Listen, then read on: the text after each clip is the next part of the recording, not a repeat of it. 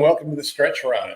We are here with all the analysis you need today. We'll be going over our weekend preview show races, which are off to a fairly good start. We've got Aqueduct, Oaklawn, Gulfstream Park, some Laurel mixed in, lots of stakes today. It is the Cigar Mile out at Aqueduct, and we'll certainly be covering that. I am joined today by Justin Sampson and Oldy, the Oldie Capper. Justin, how are you doing? I'm doing amazing. There was a grade 1 Arabian race at Gulfstream Park that we covered on the preview show, and I was watching that race, and I was like, man, they don't look to be going very fast. And then it was a very kind of strange race. Like the 8 had just a brutal trip. That was my pick from the preview show. Kind of got shuffled back, was like kind of all over the track, and then the favorites started running, and Luca Panici started coming on this 2-horse. And I was like, oh man, Luca going to blow up the board. But Luca stopped and the 8-horse got up. That was amazing. First bet of the day was a winner. And, but I was texting Katie Davis, Chris, and I was like, I just watched this Arabian race. And she was like, oh my gosh, Arabians are just so difficult to ride because they're so slow. And I ride these thoroughbreds and they go so fast. And then I ride this Arabian that goes slow and my legs just, going around the track. So I appreciated that from her. It was awesome. Yeah, I did watch the race as well. It takes me back to the old Los Alamitos days where they used to have at least a couple of races on Thursdays and Friday nights for Arabians. And those races are different than thoroughbreds. Those Arabians, they have one run, man. You don't, it's one run and that's it. You either get there or you don't. But the interesting thing with those is they're pretty slow. I know I was in the booth last Sunday with Pete down at Gulfstream, and he was super pumped to call that race. So, all right, Oldie, how are you doing? We're going to get out to Aqueduct here, race 6. You've got you want to talk about the late pick 5? I believe this sequence here, if I'm not mistaken, it includes a number of stakes races: race 7. Race 8, race 9, and an allowance to end up the card. So your screen up here, and we will take a look at that sequence. Yeah, it looks like we're having a little glitch on the picks here. Well, the 2 should be the Scotty top pick here, but all right. So for those who don't know, today there's also a $5,000 hidden split on Twin Spires and a $10,000 that covers both Tampa and Aqueduct on Naira Bet, so $5,000 on Aqueduct there as well. So make sure you take advantage of those if you're playing. So let's start and take a look here. Your favorite, your top pick in leg 1 is the 2 Oklahoma Smoke for Jose Abreu. He gets IRAD to ride here. You can see, some of my analysis here.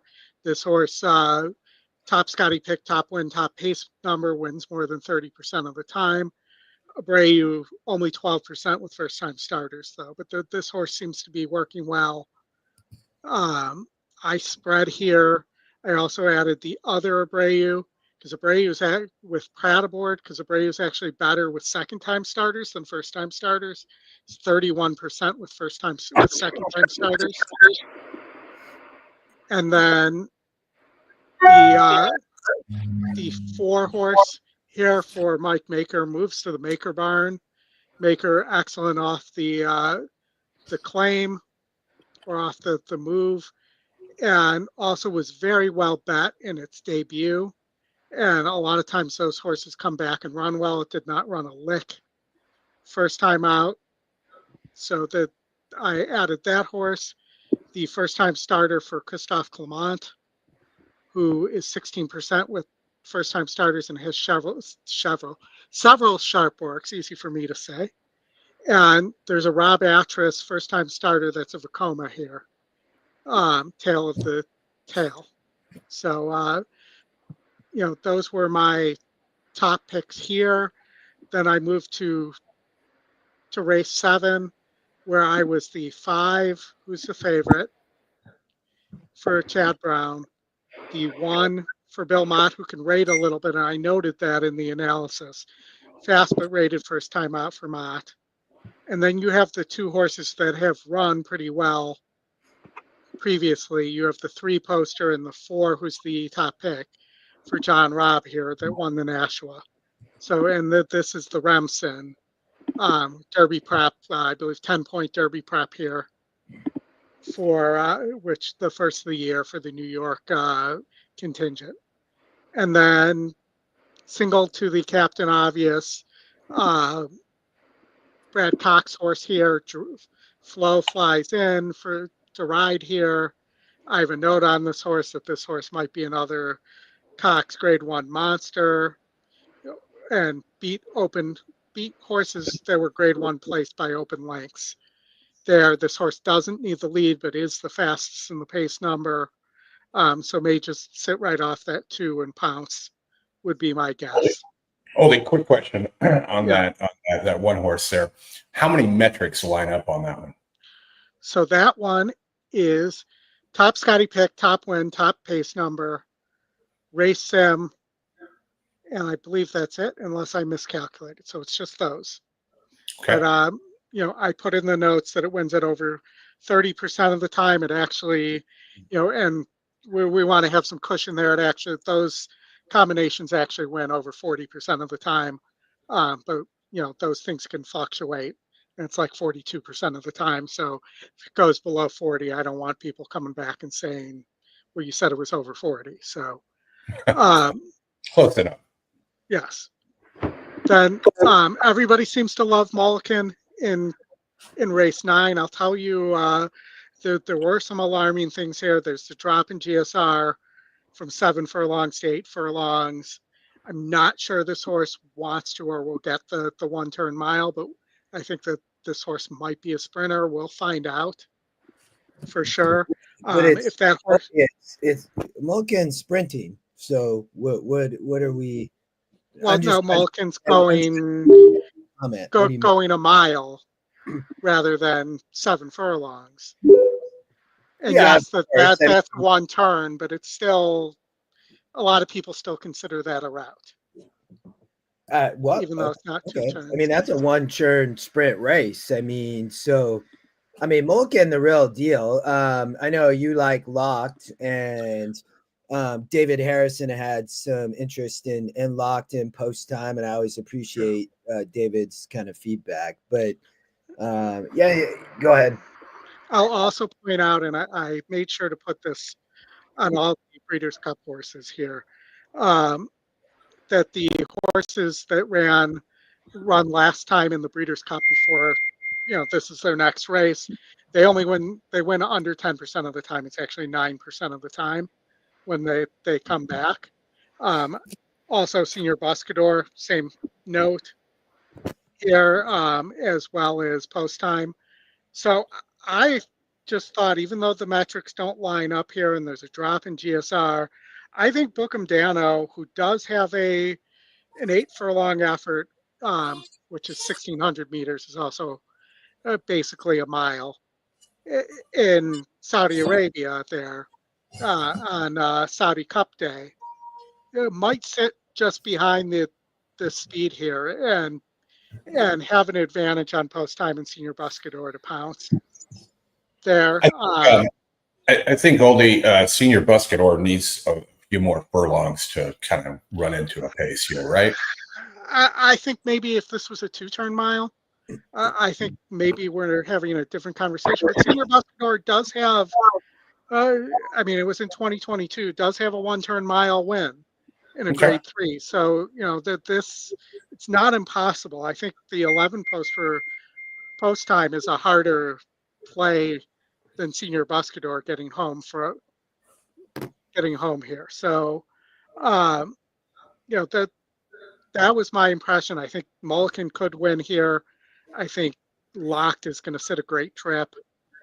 And Bookham Dano, if I had to add more, it would be Senior Buscador would be my next off. All right, let's get to your last leg here, and then we'll bring in Matt right before he's got to go. I thought so after scratches and everything that there's some interesting stuff in this last race.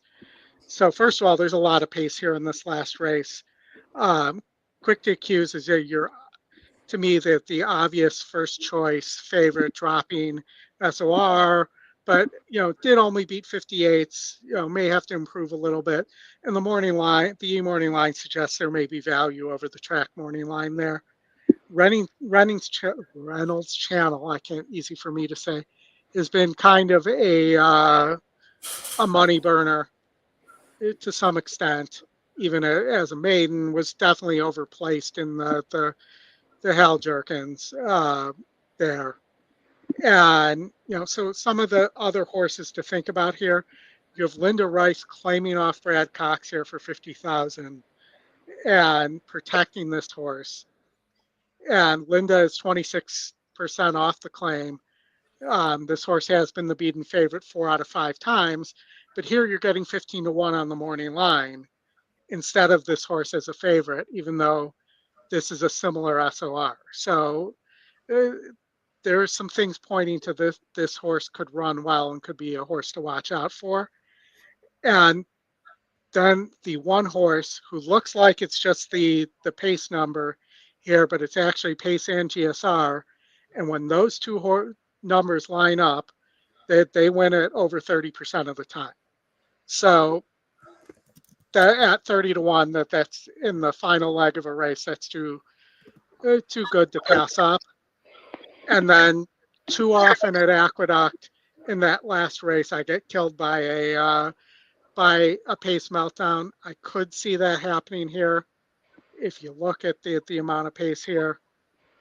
So the 2 for Noda seems to be the only logical closer in this race.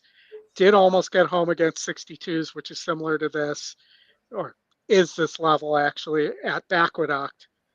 So it's not impossible. This horse can run that kind of race. Not a big price, 12-1. So I added that horse as well. All right. So $150 ticket. There it is. Hit and split at both Twin Spires and Naira Bets. Any comments, Justin, on the sequence here? Yeah, I will. I know we're at post time. I'm gonna. I will play a ticket. I have not played pick fives very much. I'm single to Mulligan. I talked about Mulligan on the preview show. I think Oldy, it's a legit question on 8 furlong, but I think it will be fine. We saw Flavian Pratt, I think, just won the last race, so they're going to post. I do think the one's a potential single, but Liam LaDust has, Scotty and I talked about this a lot on the preview show in race number 8. There could be a lot of speed, but there might not be. The one could be a monster, Oldy. I don't disagree, but if that pace falls apart, it's a mess, and it's going to absolutely blow up every single ticket that plays the pick 5. So, that'd be I think the first race here, Chris, is fairly kind of wide open for a main special. It's a good one. A lot of 2-year-olds, but yeah, it's good. It's good sequence. Mr. Miller, good to see you. Chris, do you have the sound here, or do I need? I do have the sound here. Matt, who are we rooting for in your double? All right, so I Dutched 3 horses. I'm trying to look them up quickly. They are, I think, the 3 logicals: the 2, the 6, and the 8. All amounts to the same profit amount. All right. How you guys doing? Good. Doing good. Matt, I told these guys I'm doing great. The first bet of the day, I bet a grade 1 Arabian race at Gulfstream Park, and we got 3-1. Okay, my expertise, Arabians. That's why we have EquinEdge, man. It was a 2-horse race, and we got the winner over the favorite. The 9 don't want to load here. No, it does not. Oldy is 2, 3, 4, 7, and 8 here. No, Matt, that's mine. 6, 8? That's mine. Oldy, I know Oldy used the 6. Who else did 6 you and use? 10, yeah. Yeah. 10's the Vacoma. There. And Matt, you're 2, 6, 8 Dutch. Had yourself a little day at Fairgrounds the other day, huh? I did. It's been a good run, and I'll explain. I could talk about these tournaments I've done today and the bust outs I've done and why I'm not too upset. It's all been so far so good. Good to hear.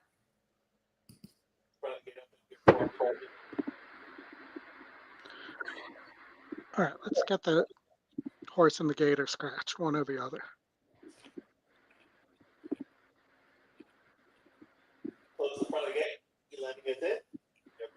Slowing forward till the tip. That's slow to the outside.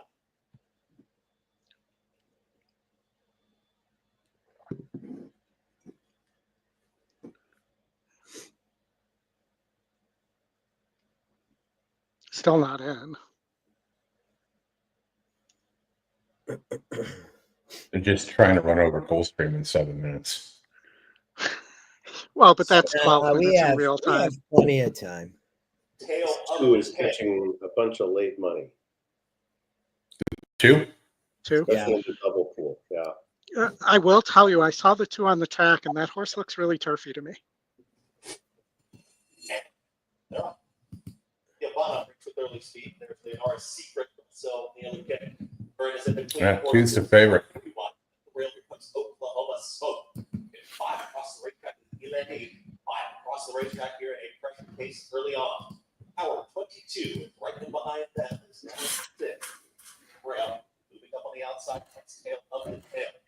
The bunch on the front end. 4 furlongs left to go. They work for the turn, but the 2 trailers back in. Whoa. It's observable. 2 and 4. Open 4 mile. Oklahoma Smoke is in front. Oklahoma Smoke at Tower 22 is going to drag right from behind. Rail seeming ride. Now a shared second is out wider. There's Viavana 3 wide is making a run. Also still in that mix. Leonardo's Secret as they reach the top of the stretch. Oklahoma Smoke is fairly. Come on, 7, get through on that rail. Jump on this leader. Oklahoma Smoke. Ah, Has to touch Titus Tower 22 strike early on. Eleni is on the grandstand side. Tower 22 switches to the outside. Oklahoma Smoke is 7 tried to get through on the rail. He waited too long to get out, man. Big race, though. Yeah, not turfy on the 2. Hey, I could pull up the Pee Wee Herman, do one of those. All right. Well done, sir. You know, the 6 with Rosario, I never understand him sometimes, but he tried to go the lead and just got. That's the only reason why I didn't use that horse and just got caught in between the whole race. So watch the 6 next out. But what are you showing us? I don't expect you guys to be able to read that, but in the closing seconds, as the race was going off and I saw the 2 taking money, that's one of the things I do is, as I'm looking for late signal, it was just clear as heck. Some smart person knew something and was putting money in. And so I decided to try to be a smart person to try to get it in right behind them, and ended up with a whole bunch of really big daily doubles going forward into the 2 horses I'd like into the next race. So that's part of the game, is just kind of pivoting and seeing that stuff. And if the horse had drifted up, I don't know what I would have done, but it was obvious. I mean, I think I said it beforehand. It was catching all kind of late money. It doesn't always mean it wins, but okay, this time was good. It's always a good sign, right? And Yeah. if that's something that's in your sweet spot and whatnot, especially when you're looking at higher level tracks and whatnot, it's certainly something that can help your day for sure. All right. I think we're going to go out to Gulfstream Park next. Is the plan? What's up, Dave? All right, we got a main special for little 2-year-olds on the turf. Let's watch the race, Sim. I think we got 3 minutes, so we'll be able to get a good analysis in here. They're not even out on the track yet, so whoops, hold on, let me press play. Mr. Dave Duncan, welcome. So Oldy, the picks, like there was a lot of entries here, and they ended up with a few scratches, and the AEs didn't get in. But the 10 has all the speed, but going to be in that outside post. Top Scotty pick. Looks to be predominantly kind of loose out there on the lead at the the third call, and then nobody really coming yet. But you do start to see, people coming here at the top of the stretch, Oldy, and the 3-horse for Mr. Safi Joseph coming only 4%. You have the 12 as well, who actually wins the race sim at 3%. So when I looked at this race, I was like, oof, like it's a good one. But, we have some really nicely bred horses here. A lot of nice GSRs, handful of firsters. It looks like the one's taking money. Where did you land on top here? So I have the 10 on top here. I think that's that the other spot where I would be was the 11 for Pletcher, who gets back to turf, and you go from 52 to 72 in the GSR there. Tell me about the 10, your top picks, whirling 8s. Maker had 2 starts, was on the dirt, and then went 2 churns here on the turf. Why the 10 on top? I think this horse just needs the lead. I think if it gets the lead, it's going to be very tough to catch here. And you also have several metric angles here. You have the E morning line pointing to it at 7 to 5. You have top pace, top win, and top pick here. So you have a lot of things pointing there. And like I mentioned, those things win at over 30% of the time when they all line up. So, there's a lot of things pointing there. You're getting 7 to 2. Yeah. Which still seems like a gift when the morning line says 7 to 5. Yeah, I mean, it's a valid point. I mean, I don't disagree with you at all on the 10. There's 4 first-time starters in the race. Any love for any of them? You think any of them have a shot, or are they overmatched here by the rest of the field? I didn't land on a first-time starter, Chris. I agree with only on the 10. That's not my top pick. My top pick, I went to English Law. Taking money here has really nice works. If you haven't seen, for EE users, we have a new analysis feature. We'll definitely show that. Oldy's been covering some tracks. Mr. Matt Miller, I'm actually covering Fairgrounds, so we're going to have to chat, and we'll talk about that Fairgrounds play later. But, here, Scotty predominantly has been covering Gulfstream. We do see a little bit of a work note. He looks sharp and seems ready to fire. So you do get a horse with experience, Chris, and that's where I landed. I do think this is a tough race, so tread cautiously would be my comment. But, I'm getting 11 to 1. I think, Oldy, your comment on Swirling 8's a great price at 7 to 2. But, Chris, not for me on the firsters. I didn't see anything. Sure, and that's all right, but it's always good to mention them. I see Fran here in the chat is on the 11 here, Battle Drum. Any thoughts on that 11? That was the horse I mentioned for Pletcher. That has a big GSR jump getting back to turf, and has a really nice turf effort at Keeneland second time out as well. So definitely could see that horse. It's the second pick as well. That's definitely a horse I used in my multi-race wagers. All right, looks like they are getting out to the track. I will get us out to Gulfstream. This is the start of their Tropical Turf Pick 3. If you're so inclined, let me find where the race is. Mr. Chris Couples, it's good to see you. Matt, I appreciate that Chris, he tunes into the show and chimes in all the time. And at Keeneland, when we were there, I don't know, it was a couple months ago, I got a chance to meet him, and he was incredible, right, to get us up into the the booth. The booth. And I did pay him back, though. We went down to the paddock and looked at a coach 2-year-old and took him and his wife down there. But yeah, it's funny. And it's just the way you worded that. I try to live my life in a way that feels like people got paid back along the way, because I'm not capable of of returning a favor like that. I don't know how to snap my fingers and do that, but yeah, that was phenomenal. It was a great time. And, you know, the wild experiences you have going to the track when you have no idea what your day has in store for you. And next thing you know, you're in the announcer's booth at Keeneland saying, I can't believe this is real. That was amazing. I mean, Mr. Becker in Oldy, he and Chris, he's just an amazing race caller. He really is. Chris Couples, I'm also with you on English Law, the 9. So I'm on the 9 English Law. Oldy, you're on the 10. I think you're getting 9-2 now. I actually I might play an exact. I don't really like the 1, so I'm just a little entertainment bet. It's a good value bet. I have an 11-1 and a 9-2. You know, if you put a buck on it, I'm getting maybe 50-1, but it's a good turf race. I like this. Yeah. I saw the comment from On the Road Again, and yeah, the 1 is catching some late money. I would expect the 11 is going to come down a little from here, but for what it's worth, and I'm not as much of a scientific guru as people like to make me out to be. It's all just looking at the numbers and seeing what makes sense. I'm not seeing strange will pays. I'm not seeing strange action in the double pool telling me someone's getting hit extra.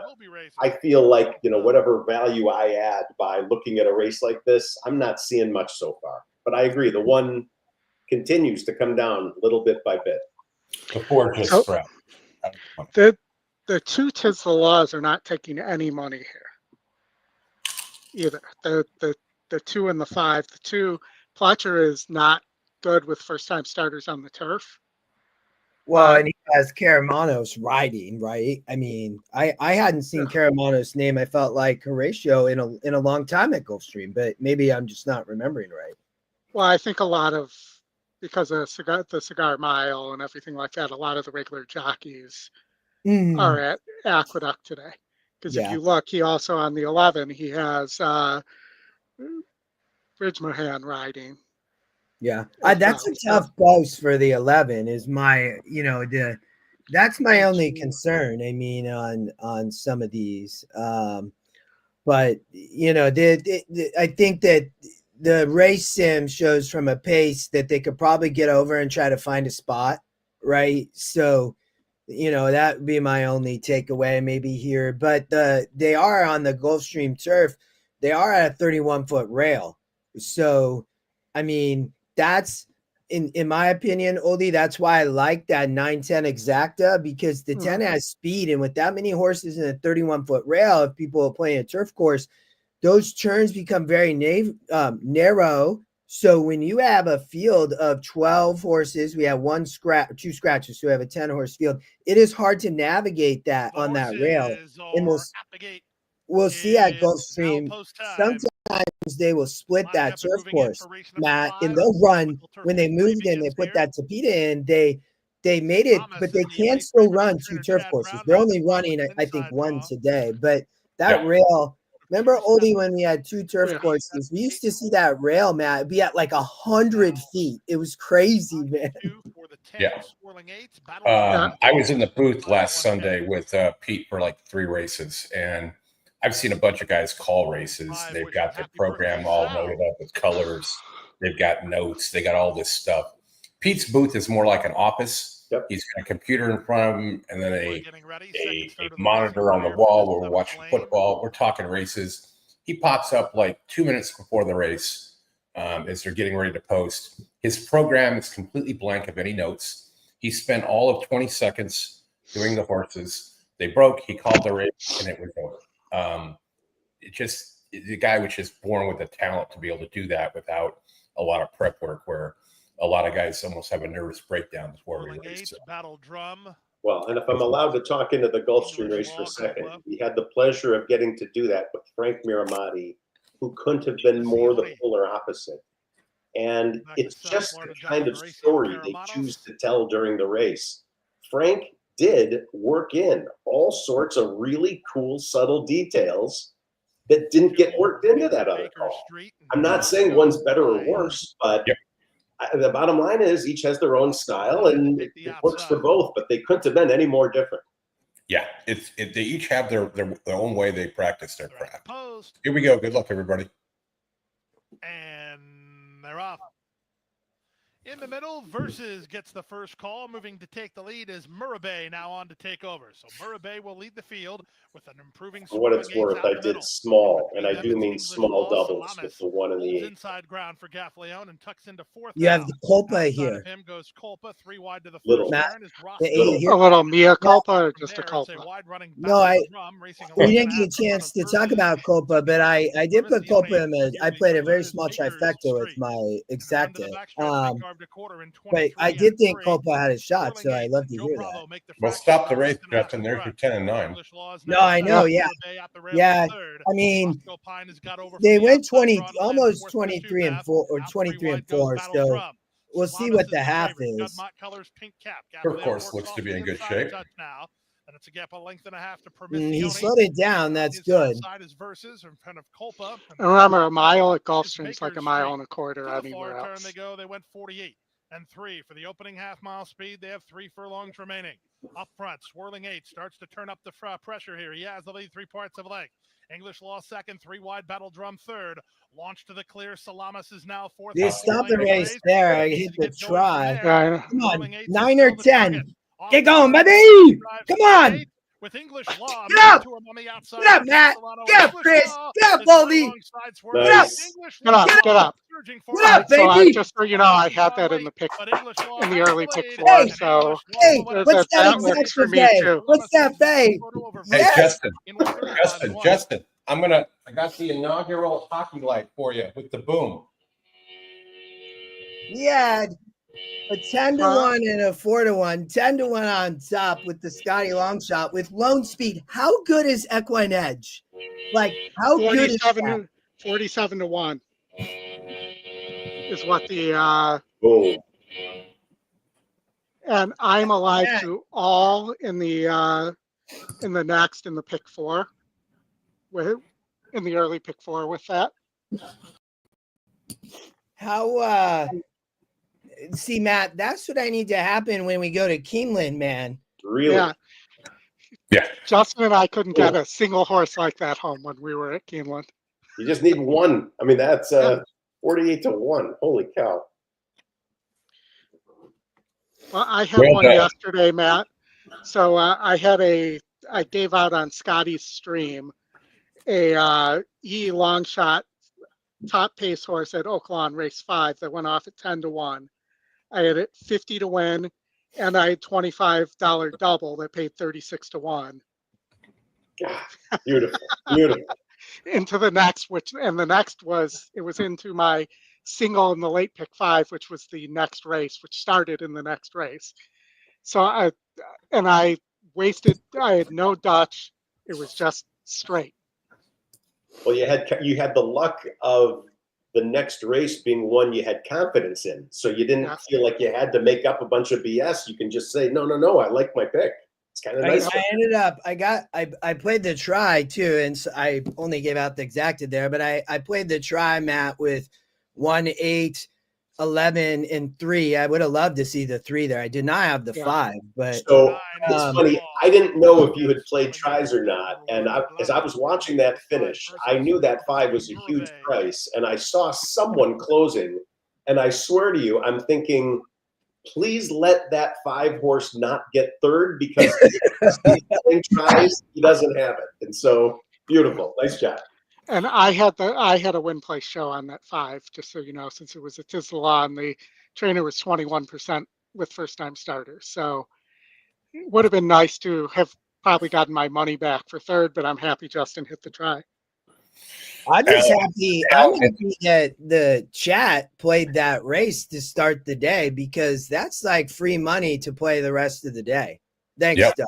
And Alan, I'm glad you hit that's in Wiz and everybody. Chris Couples also like the 9. So he had that on the in the Money podcast. You guys should check that out. They've got good stuff over there. We're going to move over to Aqueduct. Great job. We'll give you one more boom of the hockey light there. And we're going to get over to Aqueduct. We've got 7 minutes to race 7. We've got another stakes race coming up. And I believe Matt has some doubles into this one. So, Oldy, I'm going to get you up there with Aqueduct, and as we dive into this one. All right, Aqueduct. You need a killer. You need a killer goal horn on top of the lens. Something Nordic, something powerful. Well, I have every hockey team here but the Utah one. Which one do you want? Not the Blackhawks, because No, I haven't. You got to be kidding me! I haven't. They still haven't been on TV all season. That's not a joke. yeah, but again, Matt, we grew up with that because those guys are, and when I say those guys, Bill Wirtz thought that was insulting to the season ticket holders. Yeah, I'll tell you a funny story about that. That's wildly inappropriate, but it's PG, and it did happen. His father was one of the most hated men in the city of Chicago when he took the Hawks off of TV.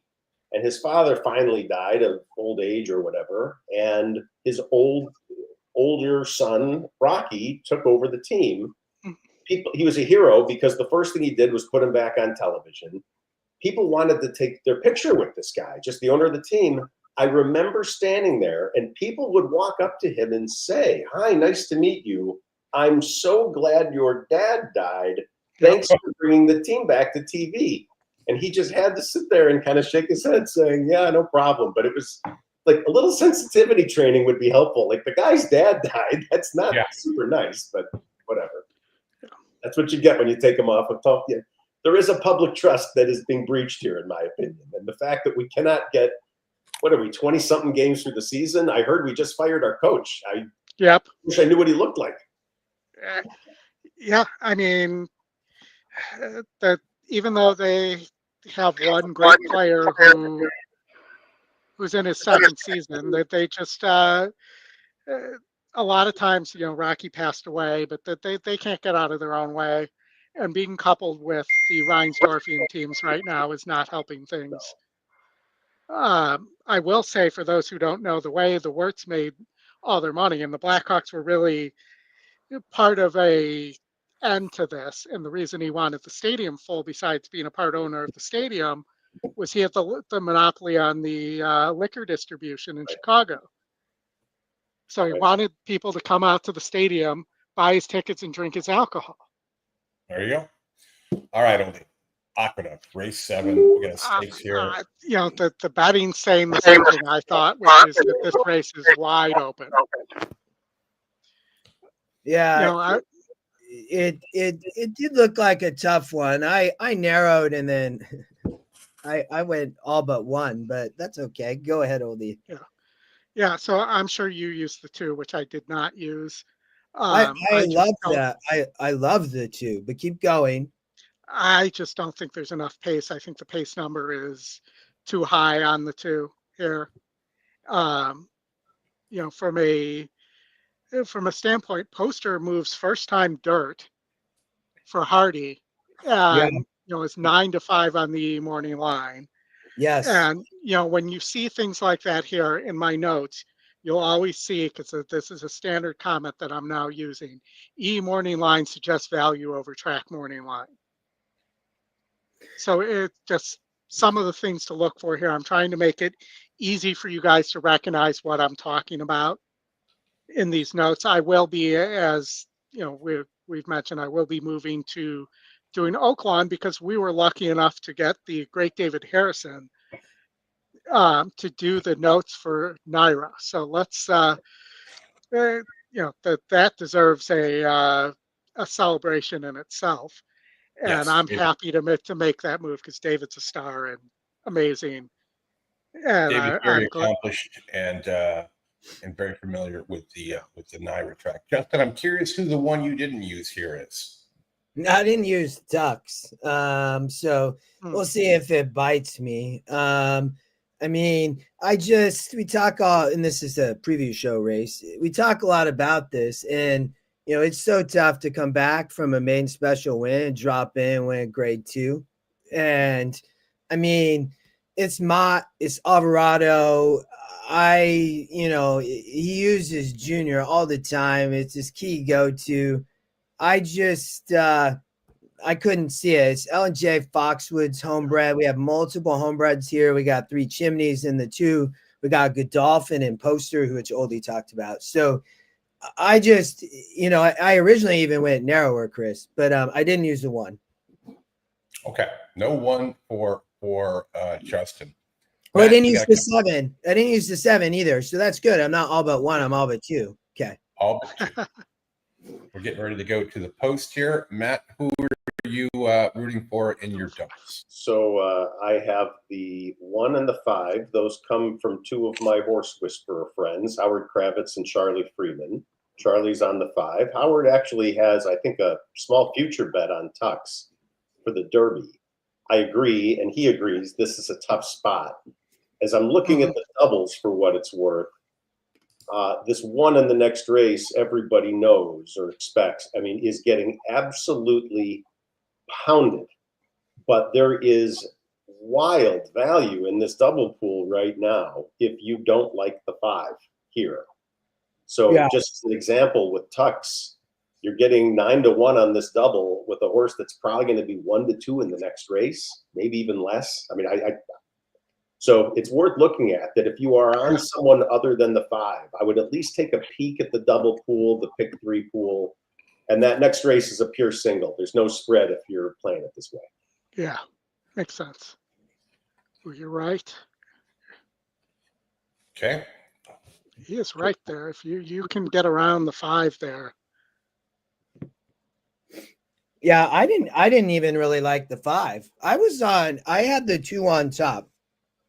You know, stretching out, or I'm sorry, I mean the 2 comes off the turf, you know, so toss the last out turf effort, completely toss it. GSR says I don't like it. You know, it's Chad, it's Manny, like Uncle Mo, homebred for 3 Chimneys. I mean, they're showing up legit here for this 2-year-old man. I mean, this you know has the breeding all day with the 80 GSR on the 2 horse. So, you know, that's who I originally had on top. I'm getting 9-1. I mean, that's another gift. So, but this is I used the 2, 3, 4, 5 in my pick 5. So,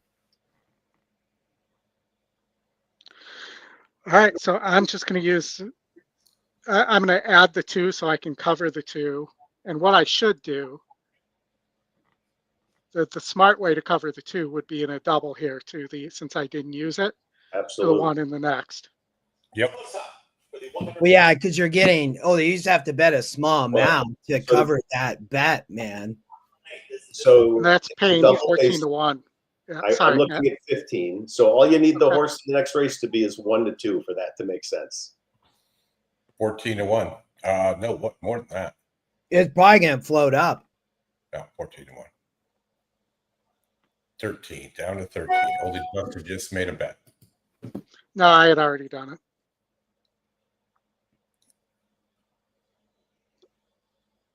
I ended up going 30 on the 2, so to All the right. 2. Going into the gate here. Good luck, everybody. I poster though, Oldie. I didn't. You had talked about poster as your top pick. That's a great price at 92. I mean, Flavian Pratt rides. Tux with the early speed, Junior Alvarado and Tux. The only gray horse in the race. That's always dangerous. Yeah, especially when it's the speed. Yeah, and you know, I don't know if I wanted Tux on the lead though. But maybe they think if they keep the brown horse off the lead. Well, Tux won the lead, that's for sure. I like him now. Yeah. Well, if you think that he weighed and can't rate, then it's a smart move. But Tux can rate, at least in that maiden effort. The rail is Aviator E. It's traveling in tandem there with Studley Dewright, who's 3 wide up the backstretch. Poster has picked up the spot. It's now set the last. I did bet the living daylights out of the 5 at the last second. Yep. To make this less than a fully Dutch bet. Still doing it nicely. Tux has the lead. He waited. It's been there the entire journey here from second. Studley Dewright at third. Aviator E. And Manny Franco's. Compact group. Yep. Who do you like? Over the turn now. Poster appears to Come on. Gun Trader is wide. Poster is the first one to make a move. And here comes Poster on the move with Flavien Pratt. He's going to make it 4 across the racetrack here. It Come on, dude, get room here. Just bottled up. Poster is Yeah, it's going to be too late by the time he gets through. Poster's taking the lead. Oh no, he shoved his way out. Come on, Poster. Get up, dude. Ah, dude, he got so Well, bottled up. he's Come got on, he's got a Poster. shot. He's got a shot. It's not over yet. I don't have the one. Come on, get up. Flying down the Get center up! racetrack. Sir is almost there. Aviator D. Ah, Aviator D. oh, three got there. Oh, Yeah. man. Ah. Was that a record-setting Should have ride? played. I hope somebody. I didn't even play that exacta there. If somebody played that, that's another great exacta. Man, missed that one. But And that double's paying 15 to 1 also, and I did have $10 there as well.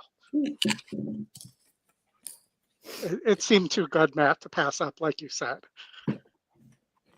Swing and a miss for me. Pratt, he is. Yeah. He's going to get the Eclipse Award this year. At least he should.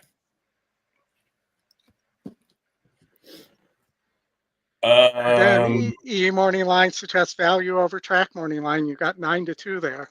Yep. Indeed, we did. We can jump to Fairgrounds if you guys want before we get back to Gulfstream, where Oldy has a confidence pick.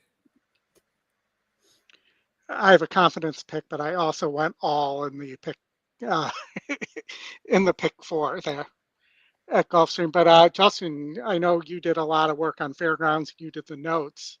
So do you want to talk about the next Fairgrounds race? yeah,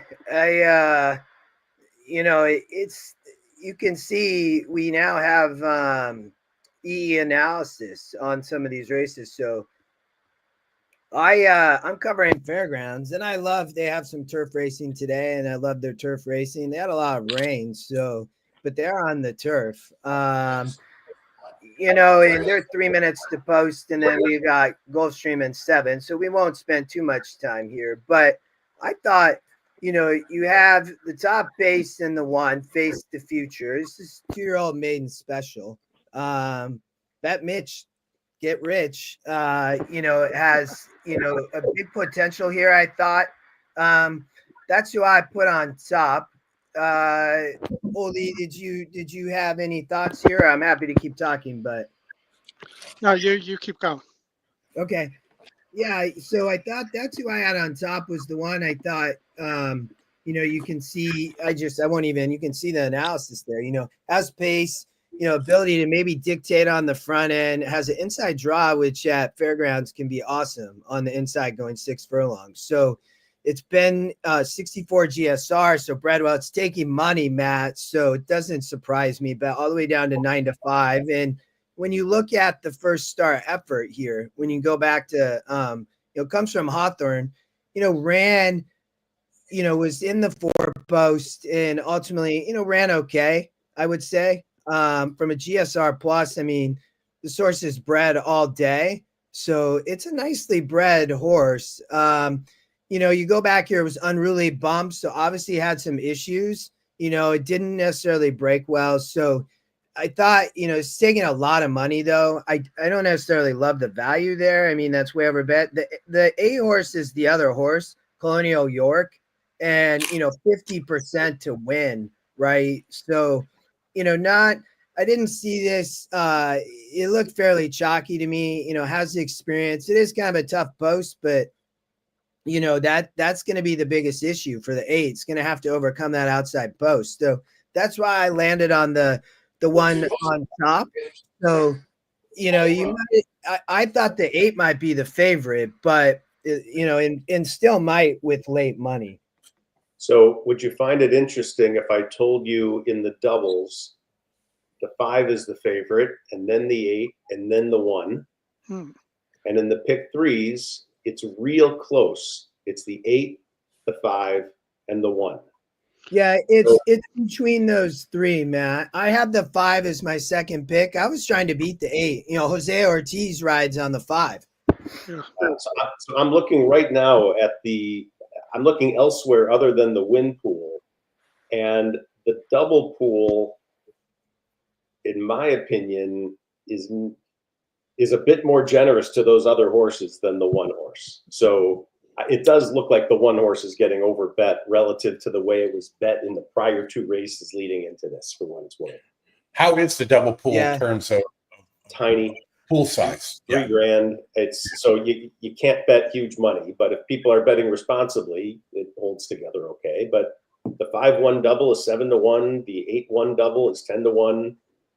The 1 is a clear favorite in the next race. In race 4.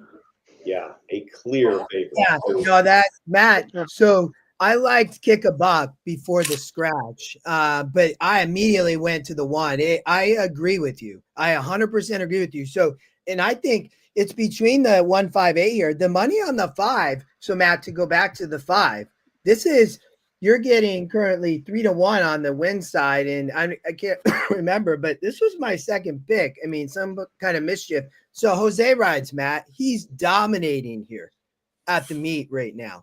I mean, he came into Fairgrounds to ride for Cherie DeVoe predominantly, but Jose's no joke, man. I mean, he's going to dominate this meet by far. And you're getting a great price on the 5 horse. Totally agree. At least in the win pool, that would be my pick for sure. Yeah. Well, and I mean, I agree with you on the 1 in the next race. That's the Jonathan Wong had that horse out at Golden Gate. Now picks the horse back up here in Fairgrounds, man. We are at the gate. Good luck, everybody. Fairgrounds race 3. You know, Hollywood Park was the track of lakes and flowers. As we get off here, I think Fairgrounds for me is the track of trees and trees in the backstretch. Yes. I will say that I have a little interest in the 2 here for Brendan Walsh, the first-time starter, that nobody's talked about. Good luck to your 2. There you go. Good luck, Oldy. We're all counting on you. Anyone under 20 has no idea. Tommy Torres with just a walk in the park. The 3 first-time starters and 6 furlongs. I will tell you, both my kids love airplane, and they both show it to other kids their age who also love it. That's cool. All right, Oldie, I just worked in a quick pick 3 using your 2. So I've got the 2 and the 8 in the little one. It's too small a track for big money. Yes. The Indiana bred leader face the future, establishing a 2.5 length lead from Good to Be Prince, who's in pursuit after a sharp start. Diamond Eye Jack is running in 3rd. Face the future, stretching about past the half mile. It'll work between horses. Some kind of mischief wide at the 3.5. To break the 4-board. So the newcomer just a walk in the park. Then Racing Cane and Mr. Smile trails made a juvenile sprint. They can do it over the quarter by Face the Future. In 22.26 seconds, coming toward the quarter pole. Face the Future in front of Good to Be Prince. Some kind of mischief is wide. Pearl York streams away in 4th. Diamond Eye Jack in 5th. Right back 2. Just a Come on, Jose. Racing Cane and Mr. Smile. And Face the Future looking good. No, that 1 was the goods, man. 0% no more. I told you, man, that horse was the goods. And then Good to Be Prince, and on the outside, some kind of mischief. Face the Future for Danny Simpson with his first career win here for Louis Roussel III. Face the Future. So, it looks bright. Matt, you gotta help me here, and if you don't know, then somebody in the chat gonna have to help me. So Louis Roussel III, I have followed Fairgrounds, and I'm all about following it because I do not know him. And Daniel Simpson is my understanding he's taken over training duties from Louis. Is that what's going on here? Anybody who knows Fairgrounds really well. I believe that's the case, Justin. And for that horse, the future is so bright it's got to wear shades. I mean, Sean Dooley said it. I had to pile on there, but quickly, guys, let's turn the page here and get over to Gulfstream because there was a horse that Oldie really liked here. Oldie, if you want to get into that quickly, and then we'll Oldie, talk to me. What you got? So in the pick, like I said, in the pick 4, I'm all here. So I want to I take as thought top you said you possible. had a horse you liked. I do, but Got a confidence pick here. It says it in the spreadsheet. I'm looking at it right there. Confidence. yes, Oh, Oldy. confidence, but confidence in a single play versus a multi-bet structure are two different things. And here I chose to spread because I was narrow elsewhere, and it made sense. I thought that the one here had the one and the two were the ones that were going to be very hard to beat here. Would be my confidence in what I would say. But I see your top pick is the 2 here. yes, but the 2 is your top pace, and it looks like to me here could get an easy lead. There is a Kelly Breen is only 3% with second-time starters. That's why you're not taking all that much money. But you are getting Zayas here, and this horse may have just not liked the slop and may have needed the lead. You know, I do think it's all about this horse getting the lead, but I am pretty confident it's going to be either the 2 or the 1 here, even though the 5's taking money, and so is the 4. And I know that was logic all over the place, but Good enough for me. Loading up.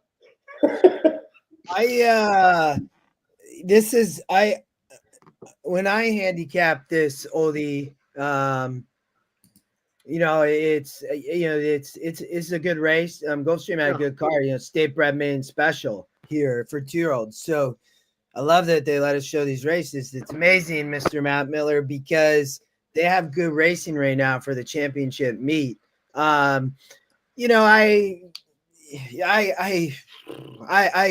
landed on the 7 flood zone.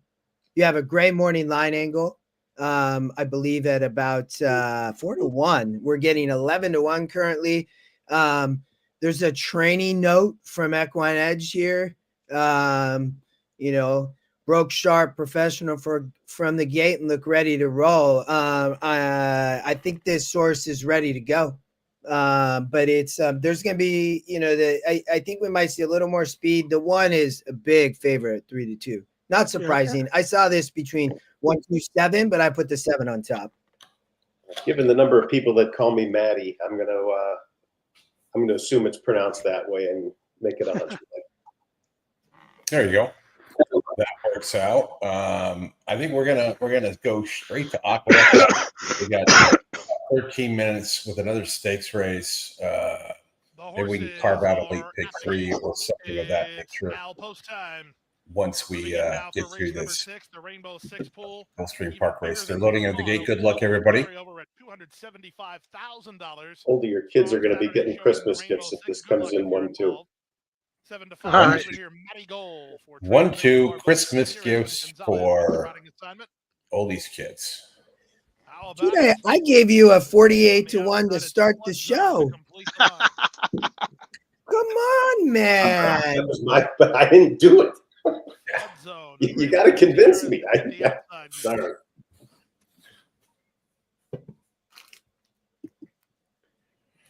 Christmas gifts for Corey and Jamie. Lindsay, Lindsay, that's right. Jamie's the wife. a wife. Both kids in Florida currently. Yep. Lindsay comes back Thursday. Corey comes back Friday Awesome. for winter break. And they're off.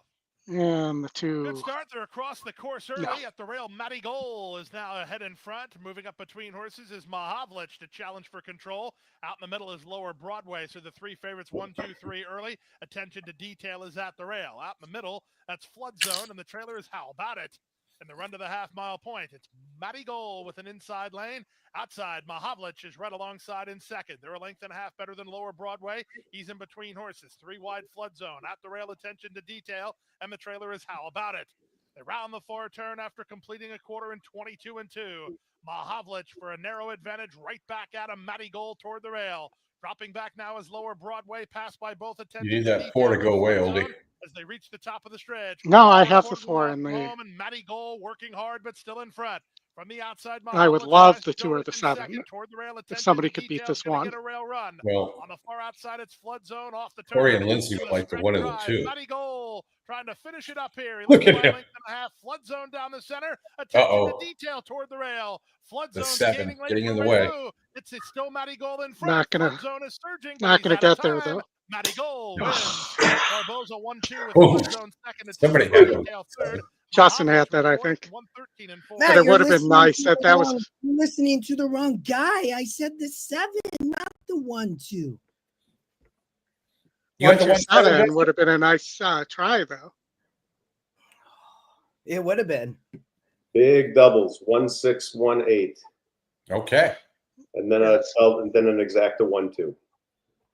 And if that if And I'm that listening to 7 got Justin. there, that was a $1,600 payout on the pick 4 versus $256.85. So And Wiz, you are correct. Correct. That was the top 2 EE picks. Oh, Justin, I should have had that exacta. That's I Yeah. 100% agree with you. You should have had that exact. nothing and we would have is going to been, happen for your kids either way, but I We- should have had. I should have. we would have been shipping Christmas presents to Grayson and Paxton instead. Absolutely. All right, Oldy, I'm going to get you out to Aqueduct and take a quick pit stop while you go through this. That exacta, guys, 1-7, the top 2 picks, 18-1. 18-1. All right. All right. So Aqueduct. Be back in a couple. So we're singled here to the 1, the Brad Cox. Here we have an E analysis on it of top Scotty pick, top win, top pace number, and race sim wins more than 30% of the time. Beat 70 SOR last time, which rates same as SOR of this field. Undefeated horse, fast but can rate. Won both races easily. So that and if you look here, should have no problems with the 9 furlongs on the GSR at 75. You know, the E second pick, Ballerina de Oro, seems to need pace to run into, unless this horse surprises us here. For Chad Brown, you also have the long shot Liam in the Dust. I do have a note on here that this horse broke slow, even though it's showing that it broke first, it did not. If you watch the video. Also, the Scotty long shot, the second highest win percentage, wins a little more than 10% of the time. This was the second pick, or this note got put on here incorrectly, and that's my fault. I apologize for that, but I do also think this horse needs some pace to run into, even though it has a high pace number. All right. There. So let me throw a question at you out of order.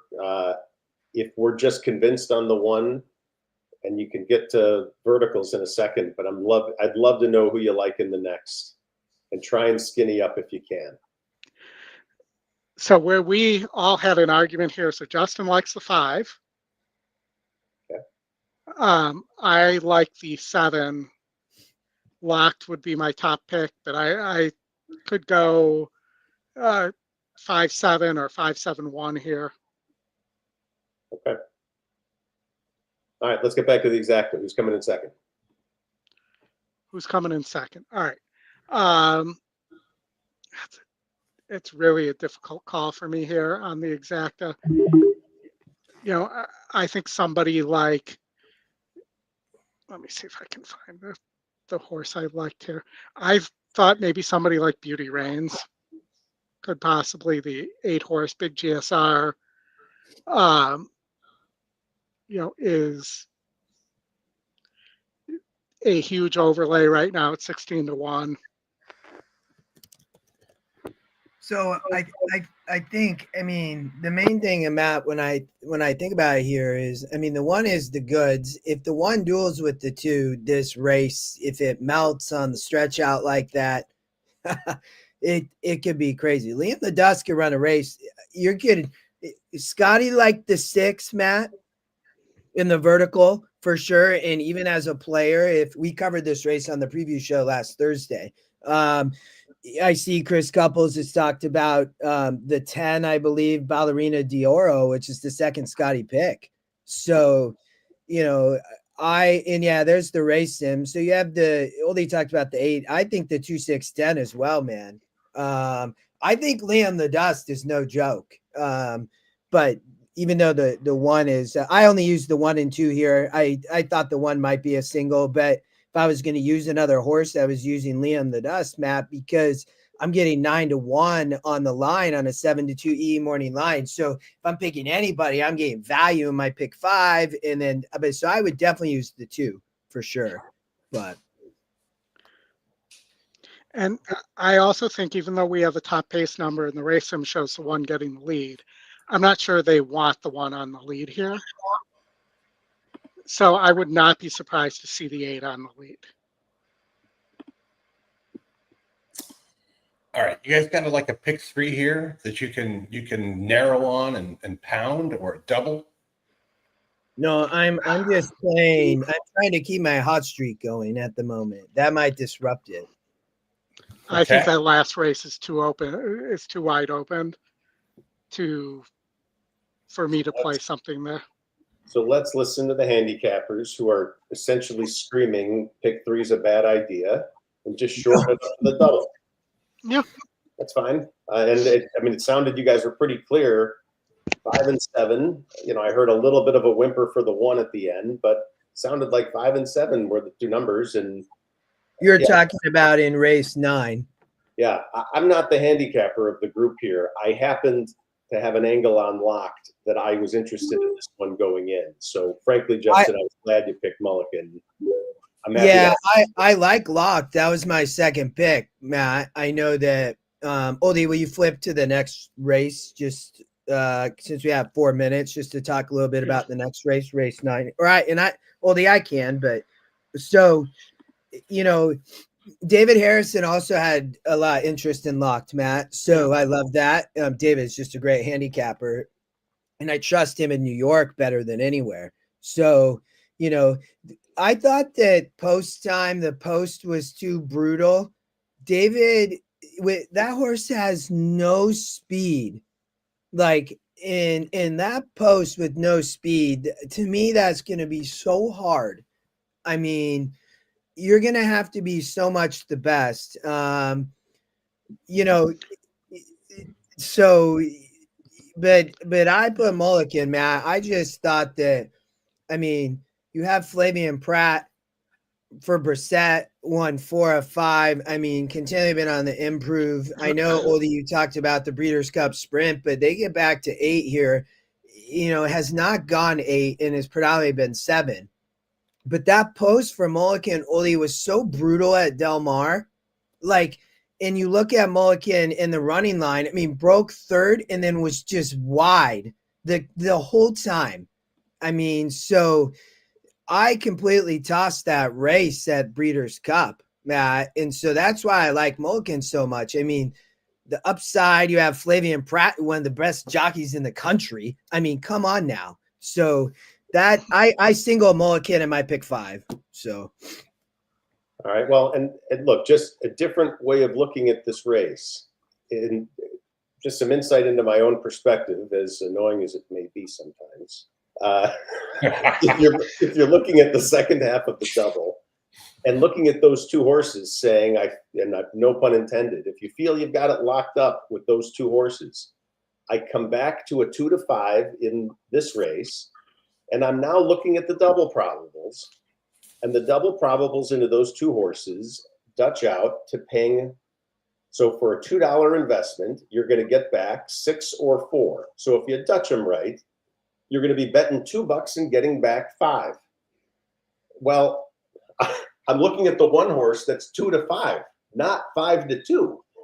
Yeah. So you're actually looking at, I know the odds are small and it feels like small time stuff, but if you make a reasonably sized bet, if you were to just do a simple Dutch double of the 1 over the 5-7, you can turn this 2 to 5 shot into something far better than that. So that's what I'm about to do. And if you want to read an annoying book, there's always this better way of thinking. Matt Miller. I make a point anytime I pick up a hater, anytime I pick up a nasty comment. And by the way, shiny head doesn't, annoying isn't great, but shiny head doesn't bother me. It's a practice of mine every time on Twitter. I absolutely heart that tweet. And whatever, you want to say what you want to say. I'm okay. Yeah. And, that's also a sign. Having haters is a sign in life you've made it. Yes, exactly. that is, I think that is true, to be honest. It's like, man, haters don't bother with you if you're not somebody to be hated on. Speaking of haters, how has the WhatsApp chat been, Oldy, Justin? I mean, we made a move a week or two ago, and for some reason we don't have any more jockey commentary on every race, where it's always the jock's fault. So kind of nice.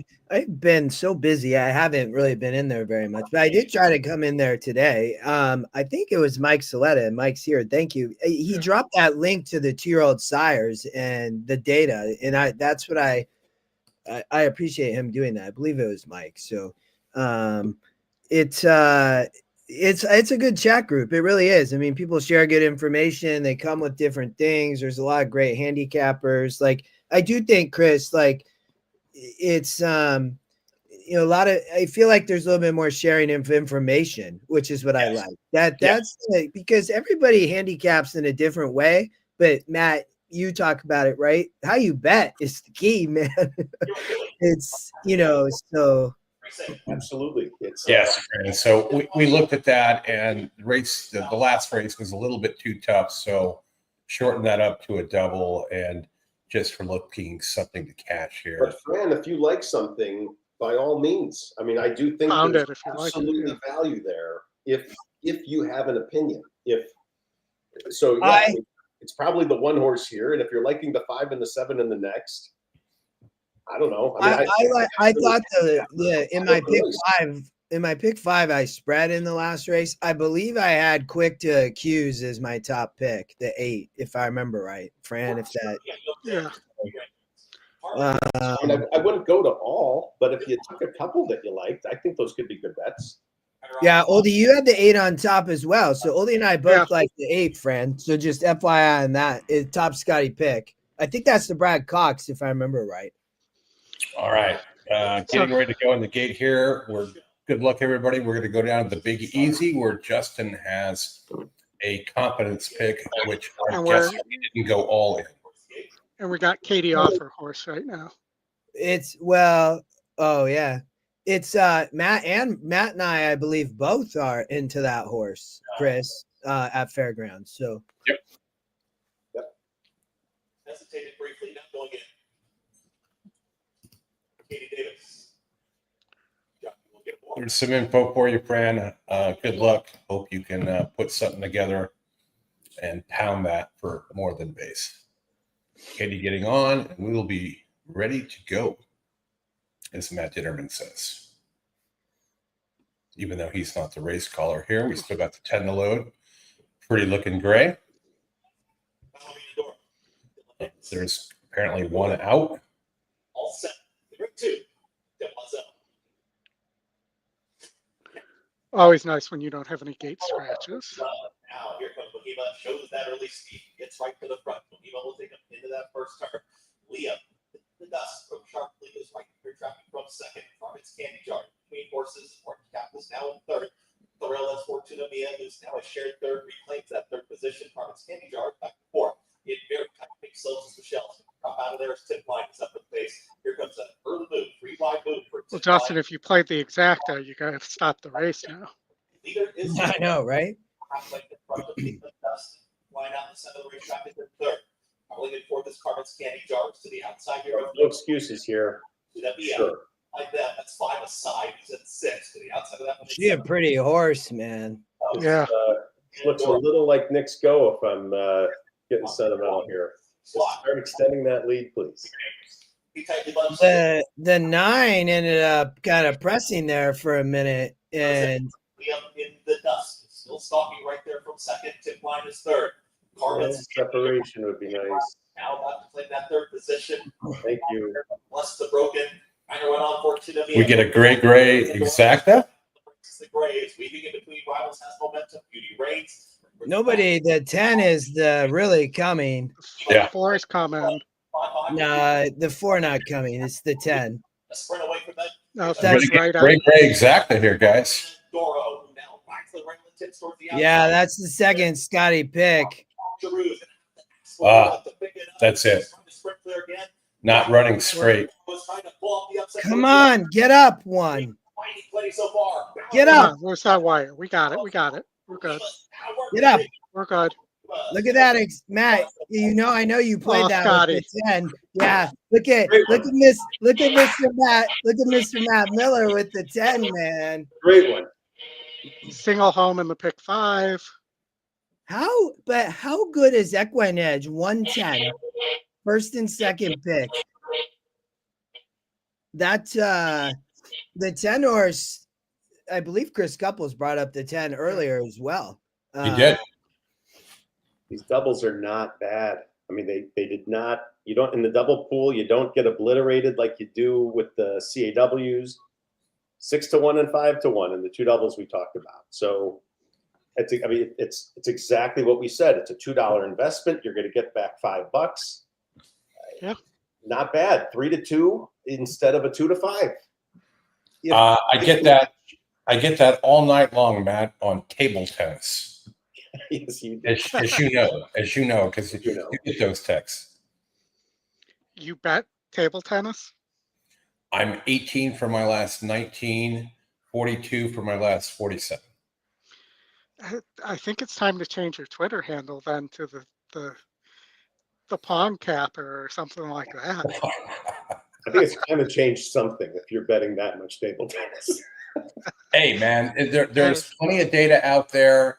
There's all kinds of good websites. It's like Hong Kong stuff and whatnot. You just got to follow the analytics, and when you find the prices right, you've got to love it. So, Hard Rock app, there you go, right there. But If you can read the spin of the ball, they show you the spin on the ball on the live video and the speed. and there's no whipping the players in the neck or anything like that either. I did a 2-team parlay last night, two matches. I sent it to Matt. It was minus 111, and both they played 3 games, and each guy won 11. The other guy didn't score more than 4 points. It was like 11-4, 11-3, 11-2, blah blah blah. Boom, easy money. It takes like 12 minutes. You go to bed. The Chris All right, for the goal light. Huh? You have Oh, a you want the goal goal light? light. I mean, let's get on it. Yeah.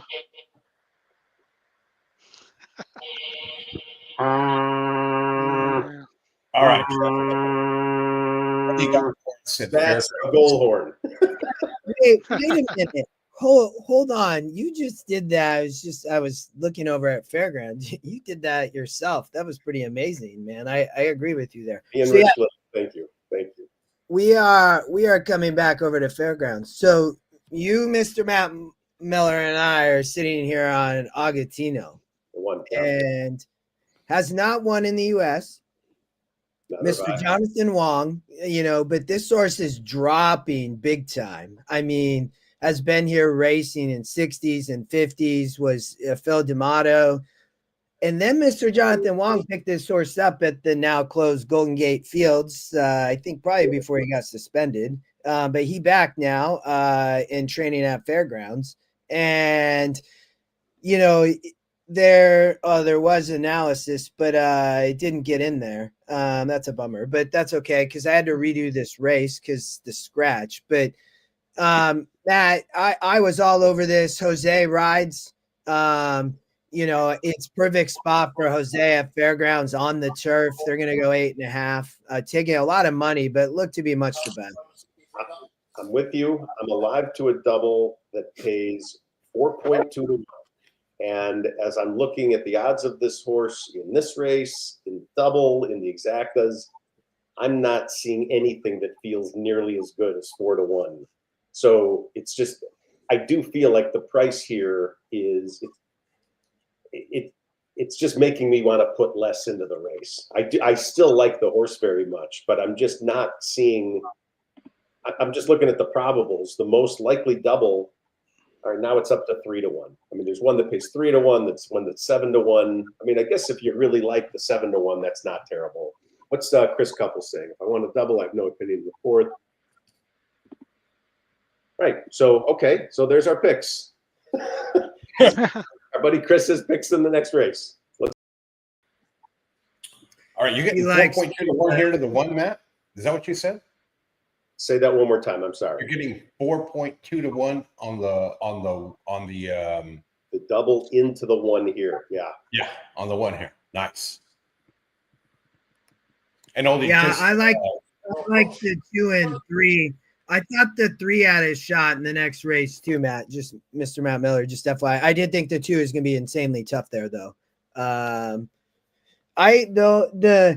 4 horse here, outside of the 1, that's I looked a little bit at the 4 Max's G Money, and there seems to be a lot of speed here, though, just to set up for the 1 to literally just stock off and pounce, and Jose gets a perfect trip. You could find if the 1 loses, I could point to many is my point. So whether it's the 4 or the 3 on the front end, I don't think the 10 wants turf, but that is 13 to 1. But and Oldy, just flip back to race 3 real quick. I gotta go to fairgrounds first. It's me, Chris. I can do it. Go ahead. Back to race 3 real quick. So you had a $5 winner, and you're going into here with what? That horse is what? 3 to 5? Yep. And you're getting 4 to 1. Those are good things to pair together, and not have to hit 3, 4, or 5 or 6. Pick 3s, 4s, and 5s or 6s. Keep it simple. It's in the book. It's back there. Not to be glamorous, but it is fun hitting this stuff. A better way of thinking.com. All right, good luck, everybody. There's like $3,000 in the pool with Big 6. So good luck. We're all counting on you. I understand them going to $1 pick 6, but to play $1 pick 6 in that small of a pool is insane. I mean, even Finger Lakes has a larger pool than that in their $1 pick 6. Looks like they didn't let all the salt water get in the fairgrounds turf course this year. That was a good idea. Well, in fairness, there was no hurricane that hit directly there this time. That one is still running overseas. Well, Matt, look at the this is going to be brutal. That turf course took a ton of rain, and so they weren't on it yesterday. So I asked John Dooley on X, what's the deal? But they're on the turf, but look how much chunk is coming up. That turf course is probably good at best. Well, in a minute, we might consider it fantastic. We'll see. Depending on how the race ends up. Exactly. Although this course is still looking like it's crossing the Atlantic.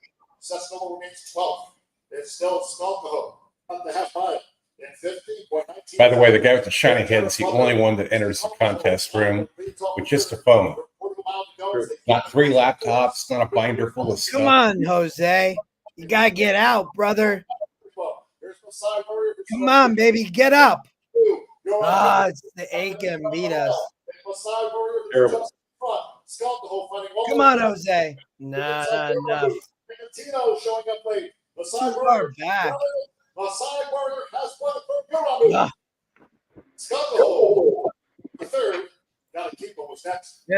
That was Messiah Warrior, the 8, 10-1. Yeah, this horse hadn't won in 2 years. I looked at this horse. I put a note, it had a big drop in strength of race. We didn't get a chance to talk about that, but that was the thing with the 8. It was coming. Look at the drop in SOR. I mean, rough. All right, Gulfstream Park race 7. Well, we could pivot to the stakes race at Laurel. Well, no, we got time between that. Yeah, let's get out to Gulfstream Park race number 7. Yeah, and I thought this was just the 6 and the 8 here. Yeah, big doubles. This was that Matty horse last time. So these are the doubles that are ending. Big ones with the 6 and the 8. Big ones with the 6 and the 8. I mean, the 3 has an outside chance, but the 8 has pretty much owned the 3 previously.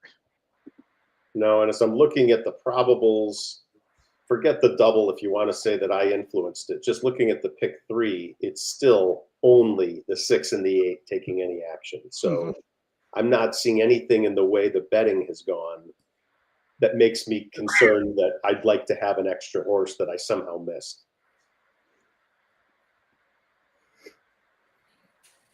And, you look last time out, the 3 broke 10th and still got to the lead. So I would expect the 3 to have the lead if you were allowed to bet on who was going to be on the lead at first call. You're allowed to. In Vegas, I You think just got to you find can. takers. I mean, you got to have good friends. All right, we're going to the gate here at Gulfstream. You Dutch here, Matt, the 6 and 8, of course.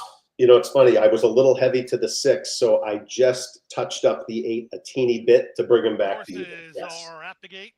Fair enough. Now post time. When I first started watching Scotty doing this, probably 5 years ago now, the common theme with the show and the chat was the betting is the most important part. And I think that motto should live on for everybody. It's always about the betting. The handicapping is important. The way you see the race is important, but how you bet it is more important. They're all in line. Looks like Gulfstream changed their audio from last week. Excellent start for the Patter Pop runner. White Knuckle Flyer down at the inside. Our Firebirds moving up far outside. Misprint. Our Firebird. Which is Noble Dreamer. Bullets with him. Pirate horse. Freaking Gray is along the rail, and out the back is Drinks on Me. Or the Pontiac horse, one or the other with the Firebird. Working out the center, a half length off of leader, our Firebird. That 6 took some money at the last second. It wasn't mine. Freaking Gray, 2 paths for Noble Dreamer, 3 wide Bullock, and out the back is Drinks There's on no Me. cutoff. 22 and 4 for the opening quarter. Around the far turn they race. Here's White Knuckle Flyer boldly now to take over the lead. Here's about where the 3 usually stops. Working hard while out in the center. From between horses, it's Noble Dreamer. The rest have to giddy up now.